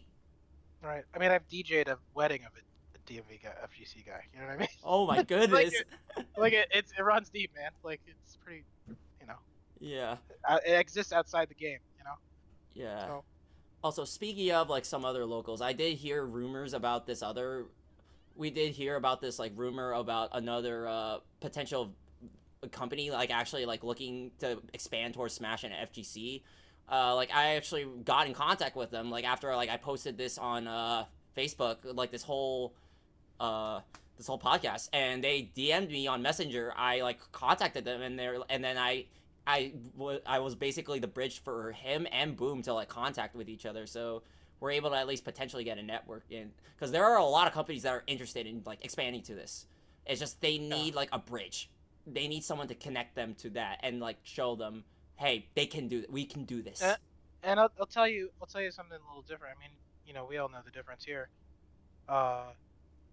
Times are different now, where the games are actually way more popular than they ever were. Yeah. And like if we were to talking about this like 5 years ago, we'd be talking like 2 or 3 people in the little scattered areas. You know what I'm saying? Mm-hmm. But this is like the games are so much more popular now, especially Street Fighter and Tekken and you know other games that are coming out. It's just I think Dragon Ball did it too, right? Yeah. But like it once another big game comes out is when everyone likes to gather, especially like on its first release. But the way that games are broadcasted, Street Fighter is niche, but like I'm not like so not lonely in the sense, but like I don't seem like I'm talking to a wall when I like talk about fighting games. They like even just normal people. They just know what Street Fighter. Yeah. You know what I mean? They know what Tekken is. They know that tournaments exist, which is kind of funny because it's like the one thing where people are like there's tournaments for that. Like I almost never hear that outside of like outside the scope. Like even when I go out and play music, like oh yeah, you always post like Street Fighter stuff. Like I'm kind of nice to Street Fighter. I'm like oh yeah, are you? You know what I mean? It's kind of just like it's funny. So Yeah. it's interesting. Also, Well, I mean, worst absolute worst case scenario while we're still figuring stuff out. Someone just like, hey, anyone want to come to my house and play? I'll Sure. show up. yeah. You know, Yeah. as long as it's like a game I'm playing. If you say Strive, unfortunately, I'll pass. But any other game, yeah, I'll probably be there. Yeah, like Yeah. because Lightice. I think 2X will bring people too. Yeah, because I remember Lightice. Yeah. Sorry if I'm interrupting y'all. That's on No, me. you're good. But it's like Lightice has hosted house sessions one time, and it was like we would like be playing like Strive. Like some of us would be playing Strive, some of us would be playing Uni, some of us would be playing like Street Fighter 6. And we get like at least a decent amount of people. We just come out, hang around, play a bit of fighting games. We watch a bit of tournaments. We just chill. Because I definitely remember, I remember specifically at this house session at Lightice's place, we were watching, I think, Maryland versus PA for both Tekken and Street Fighter. Street Fighter, I was surprised. I'm definitely happy we did as good as we did, but I was kind of the results I kind of expected. But like Tekken though, I had to give the shout outs to my teammate Gray. Gray got like Gray, who's like our best Eddie player in Tekken 7. Reverse 3-0'd this one player. I think he was from like PA or some shit. Reverse 3-0'd him. He was on loser side of grand finals. Bracket resetted. Reverse 3-0 again. In the bracket reset. Won the whole thing. I was like, let's go DMV. Like I felt so happy just seeing like my own teammate, but also DMV have success. Like whenever I see a DMV player have success, I'm like, yo, let's fucking go. No, Like- that's what I was saying. It's good. It's good. Like I was saying at Evo, right? Like everyone that I have seen at the cave and that was around for the DMV was watching Hama play Reinhardt. It was just like we're watching Hama, we're like biting our nails, Oh my And god. it's just crazy because it's like everyone else they clearly aren't from our area because Evo's big, but we had like 14, 15 people just watching Hama. Yo, So the homie support. Like we gotta support our brethren no matter what. Like Yeah. we gotta support them.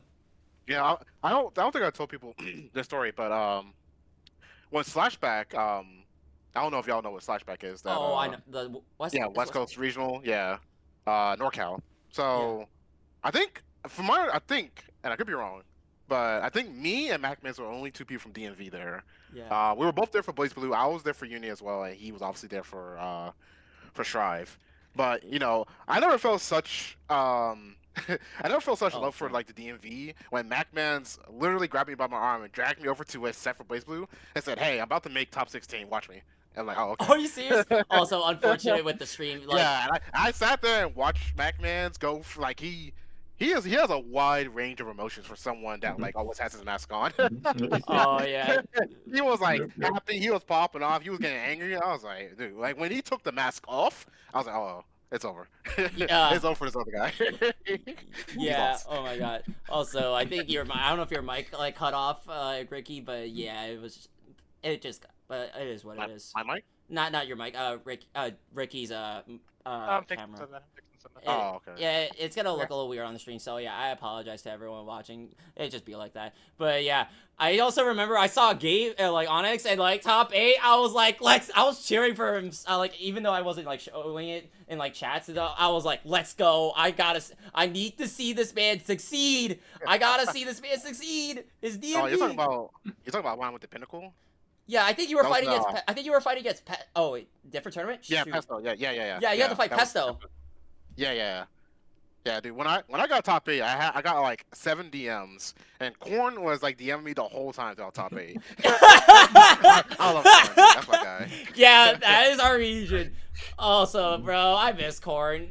I think Yeah, man. that man. I think he doesn't play much fighting games because like he just doesn't like Rising. I don't blame him, but we'll probably see him at the monthly. So we're gonna be seeing a lot of folks at that monthly who we haven't seen in God knows how long. It's gonna be like I feel like it's literally gonna be like such a big party, and I'm low-key excited.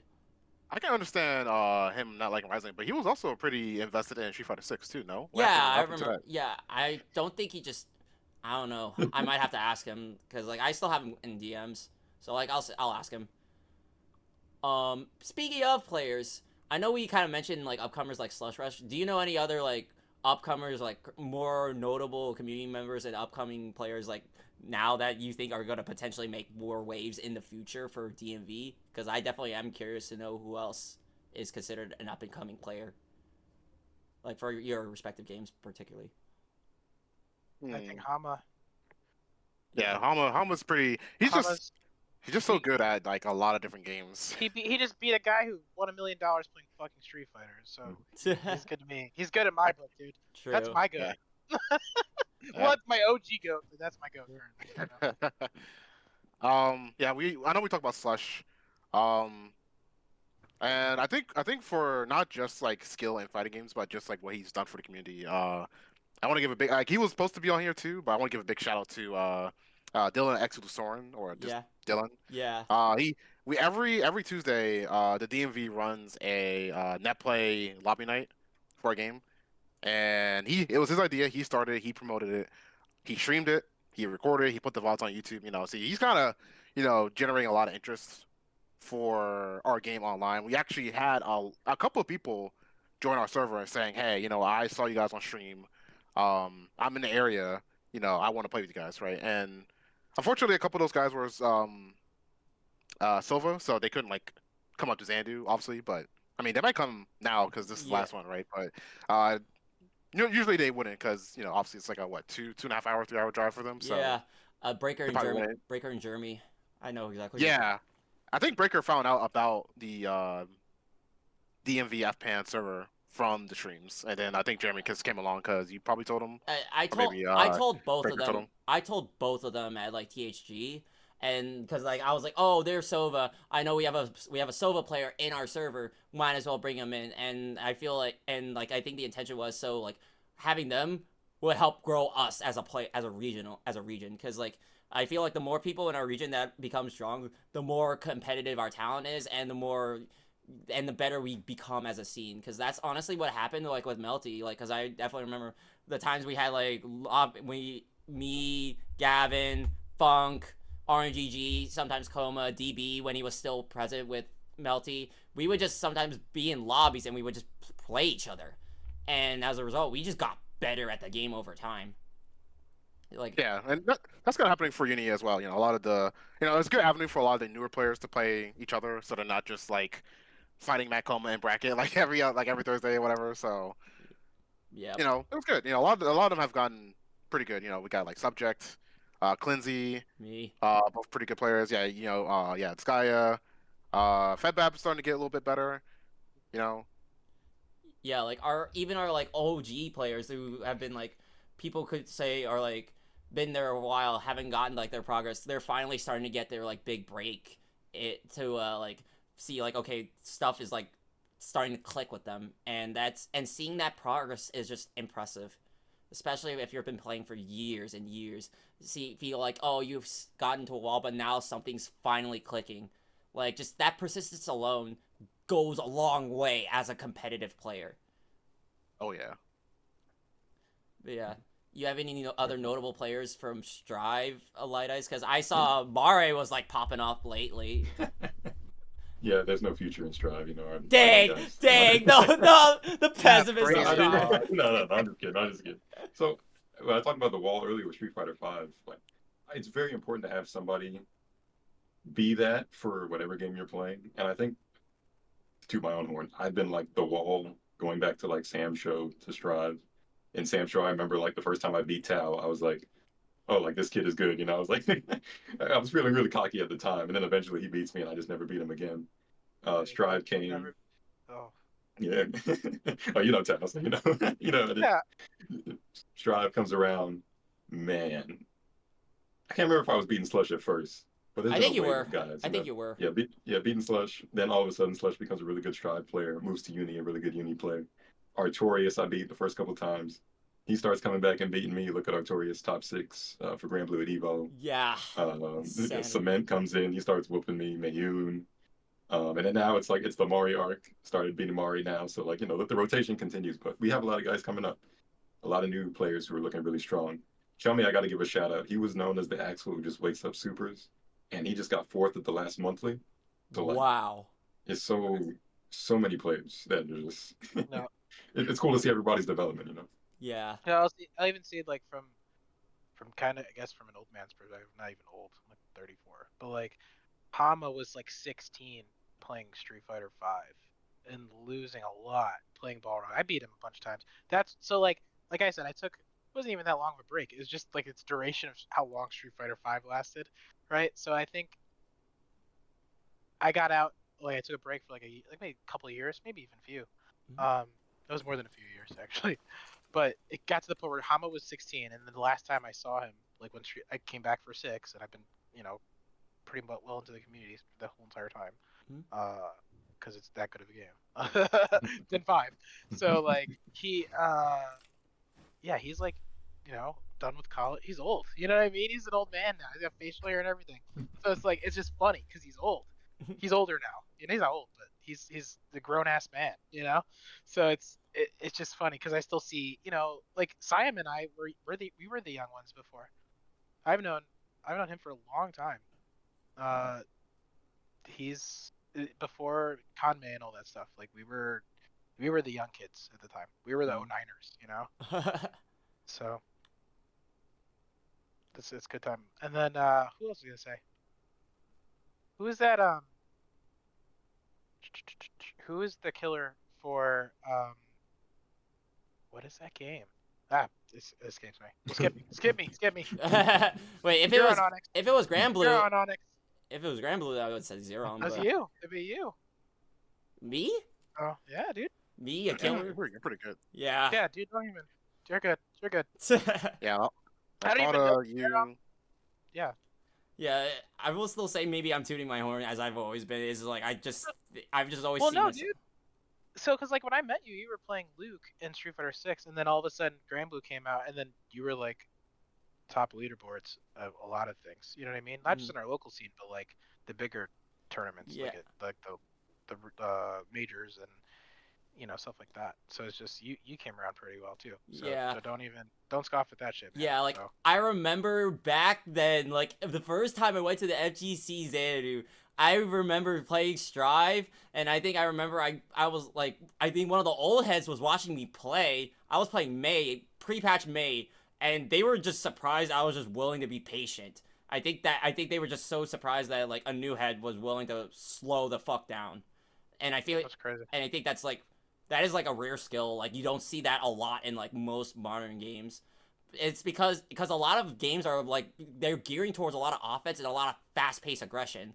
You don't see a lot of very, very strong defensive play, people who will like just down back for like 5 seconds. But it's like, but I kind of realized like it's sort of like my strength, even though like as I said, I'm good and I still think a lot of things in my own fundamentals need work. I remember when fucking Darkchild beat the shit out of me and fucking was it District E. Granted, it went game 3, but playing him, I was like, damn, I'm literally getting alpha seed. It's stressful, but at the same time, I feel like I was learning so much as a fighting game player, just getting like outskilled like that. That's why like all the ass beatings I got with Coma got me a better player because it forced me to actually have better defense, forced me to move better. You know who I've seen the most improvement on? Who? Was are you guys familiar with Tropic Trickster? Oh yes, I've seen the I name. don't know about that guy. I know who. Yeah. He's a Chun player. He's a You Chun trying to player. play? Is he a Chun player? He's actually a Manon player. Oh what? I thought Yeah, he was a Manon Chun player. player. He plays Manon. He probably played Chun when he started, and then switched to Manon or something. But like, so there was a lot of people. I guess we would get like 30 odd people playing Street Fighter. It was like when it first came out, Street Fighter 6. It was like we had like 90 people, then it was like 60, and then it was just like the same 30 people, right? And sometimes it was like 20 people, 20 or like 19 people, whatever, right? He was always at the bottom. He was always going 0-2, or like it's his first real fighting game, right? So like competitive fighting game, and we were all beating his ass in the beginning. He's just like, man, I can't do this, or like he was just losing a lot to Hama and everyone too. I mean, like you're gonna lose to Hama, but like losing to me and losing to a bunch of people, and playing Manon is just hard in general. You know how that is. Yeah. I mean, you don't have to, like she's pretty hard to.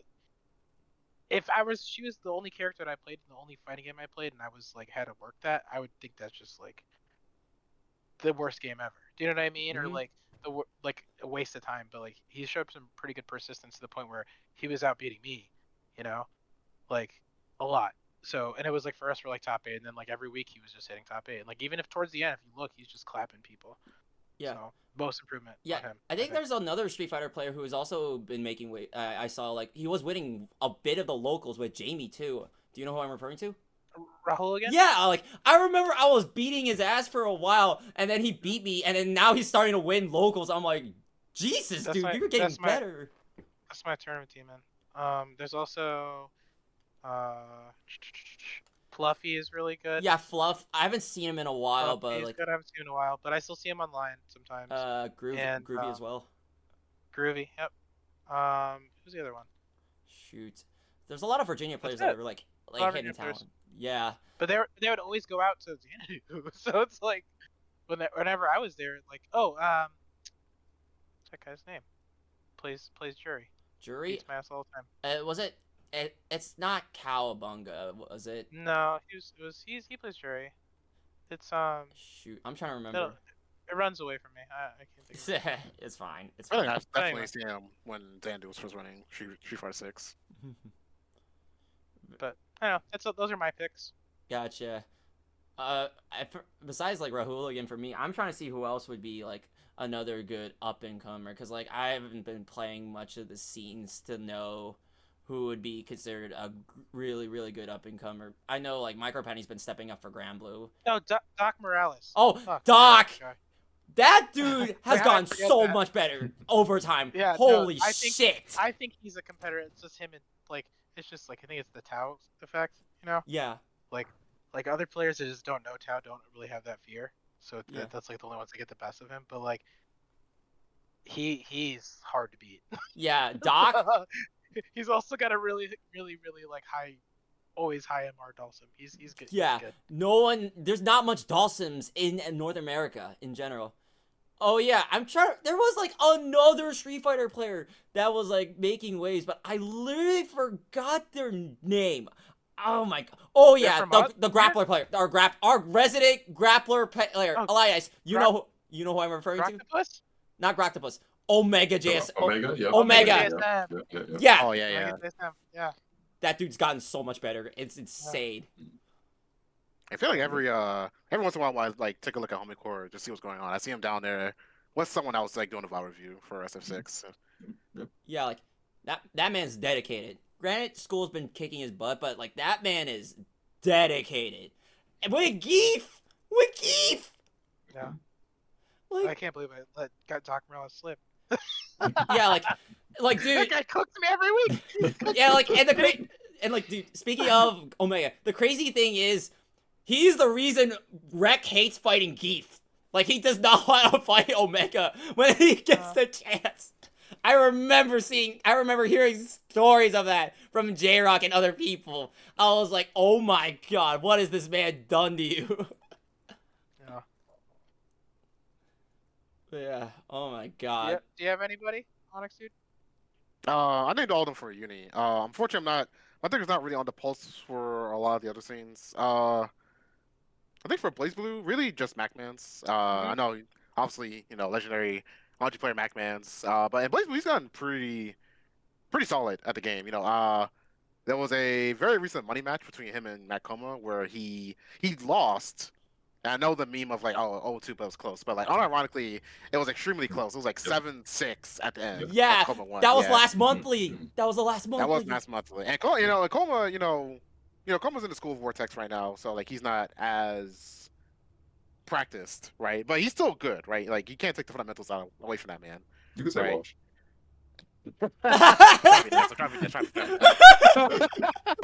No, all seriousness though, like Coma, like he still knows how to play fighting games, right? Like he may not remember the preciseness of like whatever game he's playing, but he'll fundamentally you down, He he doesn't really grind uni actively, but he still gets like top 3, top 4, beats everyone else at uni, So almost beating Coma is quite an accomplishment, especially in Blaze Blue, because Yeah. I think that's like his bread and butter, you can't take that away from him. Yeah, like, as I said earlier, it's like those types of players, like a player like with those fundamental levels of Coma is just rare nowadays. You don't see those types of players because like maybe I'm dick riding them. Who the fuck knows? But I know I talked to Gabe about this, but those types of players who basically straight up just beat your ass fundamentally, doesn't do any optimal setups, optimal combos. Those types of players are insanely rare in this generation. Insanely rare. And I don't think I can think of any other player in our region, let alone in North America, unless if you think of like Jay Wong or like fucking Chris G or stuff, with that level of fundamentals who could pick up a game and just cook. Like She's canceled. We don't talk about it. I'm kidding. to be fair, Coma and his partner Crime Ray, they play a lot of games. Like I remember talking to Ray one time. They had like some random like 1990s game. It was like I think it was like Osaka 200, 110, 20%, whatever that game is, right? And like I mentioned like, oh, what is this game? And Ray just like pops up behind me and starts telling me like, yeah, this character can do this optimal setup. I'm like, Ray, this game was like produced in like 1777. Like, what you got? How do you know this information? 1777. He's like, I used to play it. I was like, yeah, okay. I can't say I'm surprised at this point, but Oh my goodness. yeah, like Coma plays a lot of games. You pick up a lot of skills just by window shopping around. Yeah. Doesn't hurt to dabble games, honestly. It doesn't hurt. Yeah. You like get Make you a better player for sure. Makes you a better player. Yeah, like Yeah. Teaches you a lot of things you probably would have not learned from your main game. Yeah, I hated anime games for the longest time, and then Street Fighter 5 sucked so bad. I drove me to playing all kinds of games, dude. And I'm just like, I played Guilty Gear, during COVID, like, did all that stuff, but I just never played it competitively until ever, And then Street Fighter 6 for long, I went from Street Fighter 4 to, Marvel 3, Marvel Infinite, all that bullshit to now. So it does help me. Like, I would play so much straightforward characters. In Street Fighter, I play just Balrog, Yeah. And then it became I'm playing JP. He's like, yeah, he's like a little top tier, but he's kind of like hard to play. He's very hard to play, like at a high level. So, and I didn't pick that up until I played anime games. Yeah, like even going on to that, like I know personal story for me. I was a Grand Blue player originally after I stopped playing Smash, I went to Grand Blue, and then I started branching out from like Street Fighter to Melty Blood, and then like when I was like focusing on Melty Blood, I got like 17th at Frosty's, and I was like super focused on Melty Blood, and I remember I even got third at a Big E event in Grand Blue, and that was like again that I've been mostly focusing on Melty Blood, like, and then now Street Fighter 6 came out, I was cooking in that. And then even then, like, that one Frosties, I literally made out of pools for all 3 games. Not many people can do that. Like, that's just, like, how much playing other games just, like, helps you become a better player in the long term. And then looking forward, it's just, like, I have no, like, I'm like, okay, bring on the next game. I'll see if I'll definitely cook in the next one. But, yeah. It's just, like, my point is, playing other games helps you develop skills that you never realized that could help you, that could literally give you the edge over opponents that have been grinding this game solely. Like, when you, like, kind of look, you know, like how you kind of look through a thin straw with one game, that's what I feel like a lot of people do. But when you look at it like a bigger spectrum, you start to find various ways of problem solving. And fighting games are all about problem solving. Yeah, they a strategy that you might not think is valid in your game suddenly makes a little bit more sense when you play a different game where that is the strategy to play. Exactly. That way. Exactly. Yeah. When COVID happened, obviously, the new Under Night game at the time dropped, but it was still delay based, and I don't think it ever got rolled back. I think we had to wait for Unity 2. Yeah. So I was just like, I don't want to sit in the house all day playing delay based. I'm gonna get sad. So whatever got rolled back that week, I played rollback. I played Plus R when it got rolled back. Played a lot of multiplayer actors again. Played Strive when it came out. That game almost didn't have That game? rollback. Yeah. Yeah, I That game remember would have that. been dead on that game would have been That dead game on made me a release if it believer. was delay based. Maybe believer. What? That game changed online, dude. That game actually Yes. killed the FGC, bro. Because no one wants to leave their house. Might be real. Might be real. Oh, Yeah. Wait, my the Strong goodness. wait, the content So show up. good. Wait, the Such a Strong standard player too show high. up. What happened? Set standards too high, bro. Set standards too high. I was Street Fighter 6 waiting room for me. So. Yeah. Oh my goodness. Yeah, I know, like For a Street lot Fighter, of people. So. Street Fighter 5 had like the pretend rollback. I know everyone see that Cody clip where he like goes low and then like rolls back to him doing a jumping overhead. Stuff like that. Tekken has whatever Harada said, like pretend rollback. Yeah. Oh yeah. How is Tekken 8's rollback right now? I wish Because I every I time I don't- play Tekken, it feels like shit when I play it online. It doesn't matter if I go on PS5 and I have like gigabit at home, pretty high end PC. And so like every time I play online, it's always like not as clean as the other games. Is that just me? I don't play Tekken, so Yeah, I okay. can't. I would have to ask like my teammates on. I would have had to ask Dorado, like Castro, aka Mr. Whoopi, and Gray for that Yeah. shit. I know Mr. Whoopi too. Yeah. I've known him a long time as well. Get a 3D player on here next time. Yeah, I guess 3D. Yeah, I'm definitely doing that next time, bro. But yeah. Wait, Tao plays 3D, right? Or no? He Yeah, plays he- Tekken. I forgot about that. Dang it. Yeah, Tao So plays does- everything, bro. So does Ghost Dive. Oh yeah, Ghost. Yeah, Yeah, Will. He's Ghost Dive, fucking yeah. gross, dude. He's Yeah. gross. He's gross When in he- all when- games. When I played him in Under Night, and he started doing real Yuzu stuff. I was like, wait a minute, I thought you were a Tekken player. Yeah, I didn't even know he played. Yeah, you played a hard character too. Bro, I didn't even know he played He's Under hockey. Night till like now. I didn't even know about that. Yeah, he's in the DMV FGC server. Yeah, He's just talking to everybody. He's in there. yeah, because I knew he played Melty, but I didn't Yeah. know he played Under Night. When Type Lumina first came out, like it was like the anime game to play, and I fought Ghost Dive in bracket a few times, and that was when I had to learn what CL did in that game because up to that point, no one was playing that character, and then he played that character, and he just he just whipped my ass, and I was like, damn, Yeah. oh, this chick's a lot crazier than I thought she would be. Yeah, because I think our region was like saddled with Coma, a lot of Tono back then. It was like, yeah, because Yeah, Coma, there was a couple of Tono. Miyako. There was a couple of Miyakos. Rem played Miyako. Yeah, Rem. I know Zeron played a bit of Miyako when he still played the game. Gumi picked up Miyako. And I think Gumi was on work. Me and him were on work. yeah, I was like the only solo regular ARC player at the moment, besides like Evoker. But that's Oh, enough. I miss Evoker. I still keep in contact with her from time to time, but I think she's busy with life. Happy for her. Tell her to come to North. I'll see if I can. But yeah, speaking of that, I'm curious. We're getting almost to the end of this podcast, but like, you guys have any like? We'll do questions about with like the chat in a bit, but like, do you guys have any future goals that we want for like the DMV FGC? Like, besides like, oh yeah, boosting up these small I like just- locals. I just encourage people because like we're pretty talkative, you know. This is some people just don't even talk. Mhm. They won't Yeah. say anything. They'll just kind of show up if you say something. You know what I mean? So I just encourage people to be a little more vocal instead of like what Onyxdood said. Don't just wait for someone to come fucking save it because it's not gonna be saved. Yeah. Yeah. If everyone takes that mentality, then we're not gonna Yeah. have locals. Yeah. And, Yeah. and I'm glad we all got together to do this because this is a step in the right direction. So Yeah, like just being able to like honestly the y'all are my homies now, you know. So. yeah, yeah. Honestly, the biggest thing for like something to happen is someone to like put their foot down, come with an idea, and actually enable it and actually do something about it. That's how shit gets done, by doing something. Sure, will it go perfectly? Hell if I know. But as long as like people could see the intent behind it, they'll understand. They'll at least understand. Because I definitely remember like Conmay Clash, like. I know a lot of people didn't like Conmay Clash because it was just like the venue they did it map had like a lot of issues. It was just the venue, yeah. The venue Yeah, well, I was think pretty- from what I heard, it was just the venue that was Yeah. the problem. And it was just the venue. yeah, and I felt bad because it was out of state. But like it Yeah, wasn't like I don't want to put it on. It's literally like on nobody but the venue. You know, I don't Yeah. even think.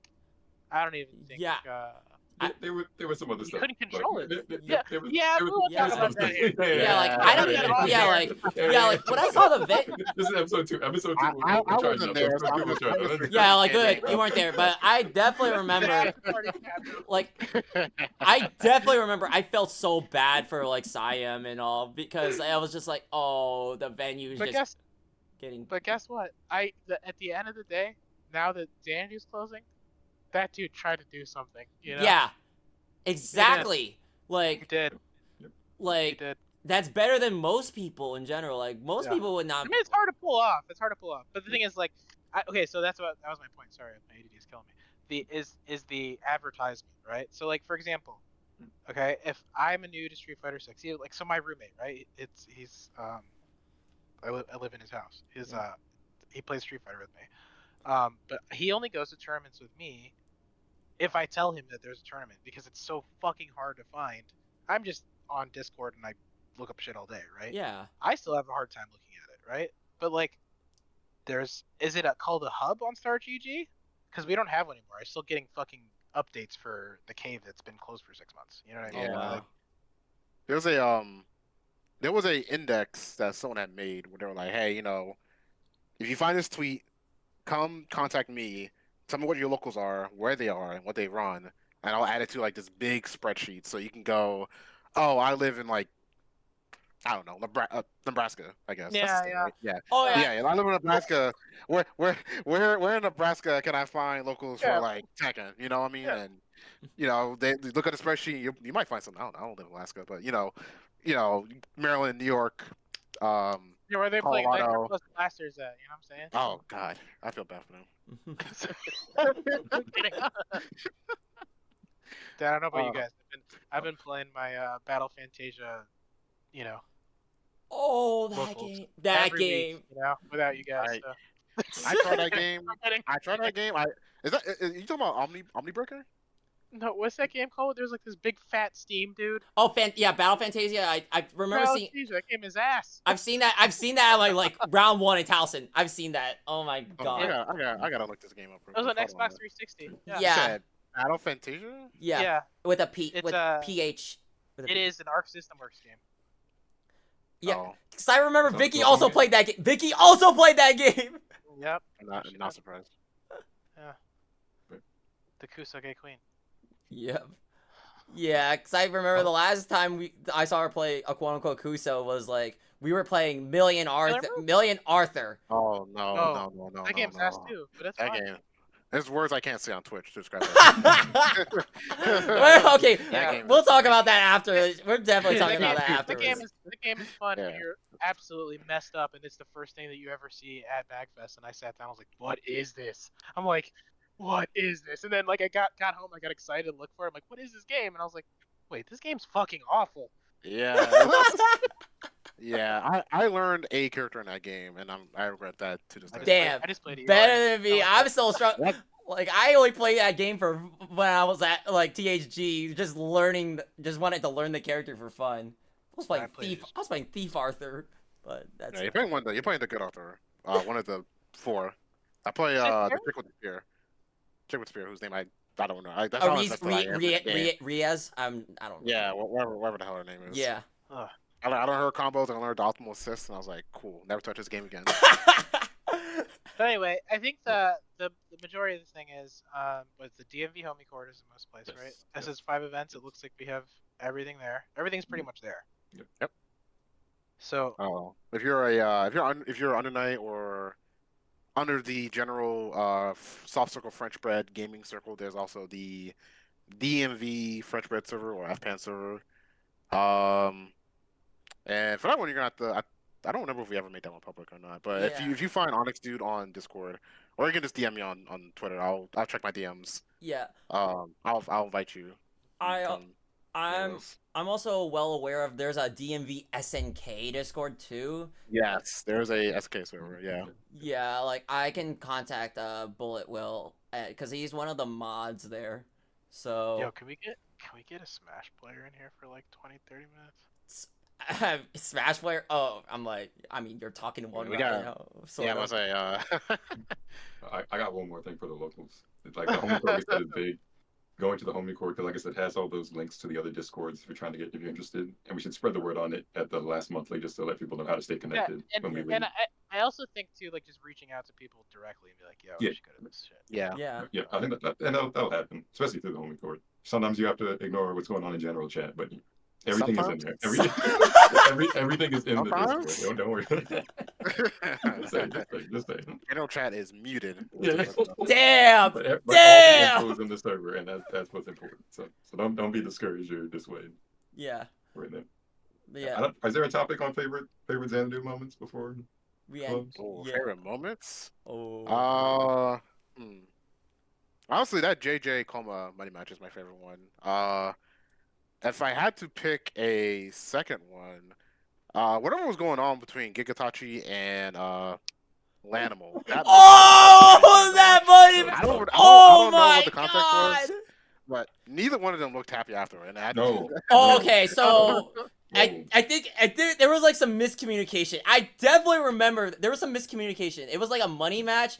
Like I thought like Lanimal was like they thought Lanimal and Gigatachi he was just trying to do it for shits and like just kind of being funny, just poking around. Gigatachi was actually like dead serious. Like he thought like Lanimal insulted something about him, and I'm like, oh damn. My memory's a bit hazy on that. But you know those Twitch streams when they're like Twitch plays Pokemon? Yeah. That was basically the money match of the homie core general chat controlling 2 players and making them fight each other. Oh, we almost had a part 2 with Name and Gigatachi. Wait, a part 2? For that situation. There's lore, man. Oh my god. Try players show up, man. Try players show up. Oh my god. I mean, yeah, Gigatachi and you got Lanimal. It's Name. Okay, hold up. Name and Gigatachi. I already know it's definitely gonna be Name saying some shit. I know it's Name. There's some more.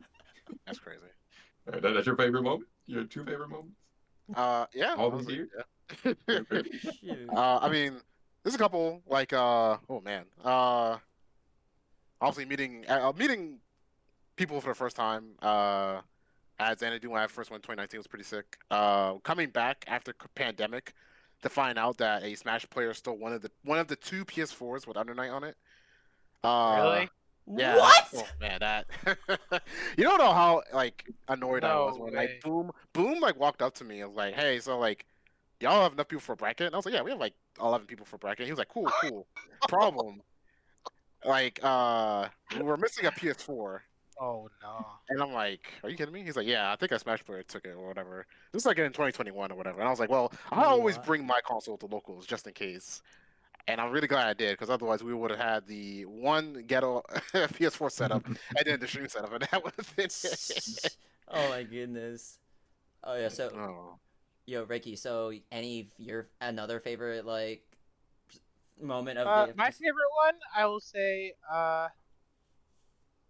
will actually say it was the time that I talked about, which is not on air.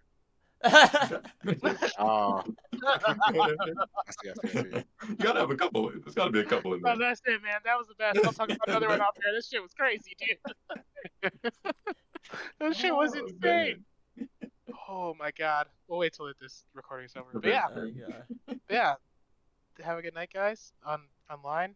And I guess we'll continue our chat after the recording's done. But Yeah. I think it's Anyway, a regular thing. all right. But any ideas also, just shoot it in. And Yeah. we're good. Yeah. Oh, Thank wait, you. this guy. Did you have any moments? Or are we? I'll definitely think of some other moments. Some moments. Okay. Cool. I definitely remember there was a time. I think what made me laugh the most was when you beat Dory Avis and then J Rock and J Rock and RGG.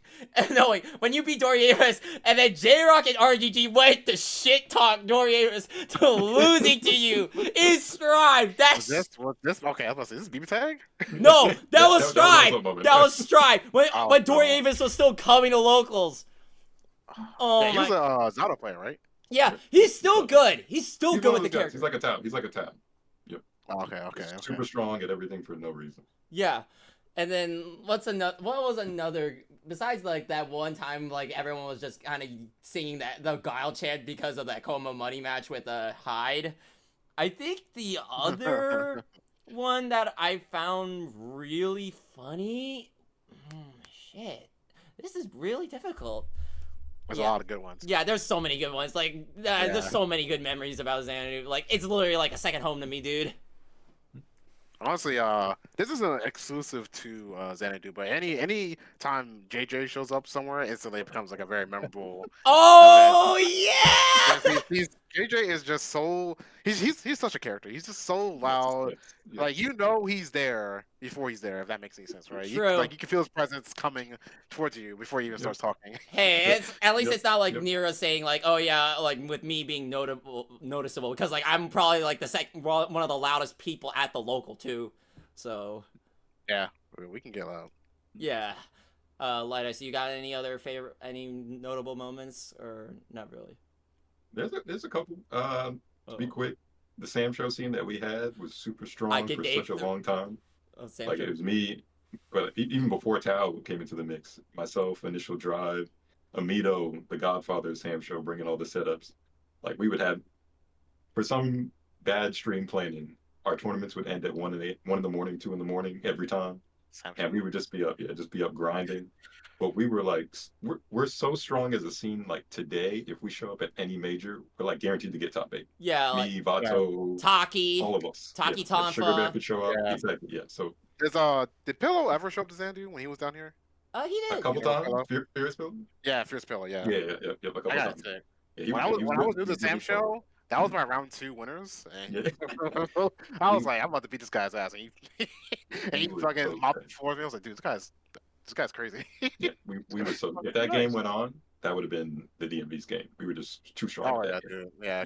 COVID, man, that's an unfortunate couch you did, COVID. I really like that game. I wish I actually got into that game low key. That I was It's like, fun. It's fun. It's so fun, dude. I Yeah. probably My- would have probably played Shiki or Iroha low key. Yeah, my main moment, and you guys, he probably knows. When I first got to when I first was in the scene, I played Street Fighter V, but BB Tag I think was the first game that I really loved when I was playing. Mhm. And I met Dory Avis and RNGG at that time. And RNGG, one day he was just like, I used to go every couple weeks to Xanadu, but he was complaining one time. He's like, I drive 2 hours to get here, and you're complaining you drive like 30 minutes. And I was like, all right, I will never let you drive to the local and not have somebody to play BB Tag with. So from then on, I started going to Xanadu nearly every week until this monthly coming up. So if you wonder why you see me so much, it's because of that moment. Dang. And what's strange is like we kicked it off so easily that we went to Summer Jam like a month in. And looking back, it's like, how did we didn't even know each other, we just played video games, like fighting games together. Yeah. And we had a good time, and we're still like really close to this day. So that's like my main Xanadu memory. Oh my goodness. I think with that, we're literally getting to the end of this podcast. Thank you all so much for coming in, supporting the DMV, just listening to the history. I'm gonna post this on YouTube for those who missed all the topics. I don't know if I'm gonna have like chapters like labeled so we can go to each section, but honestly, I feel like today was just a mix match in the first run, so yeah, it's I think we'll get leaner with it, but I think this is something that we can continue. You know? Yeah. Good first episode. For sure. Yeah. So, good stuff. All right. Anyway, take care, y'all. All right. Good night. Okay.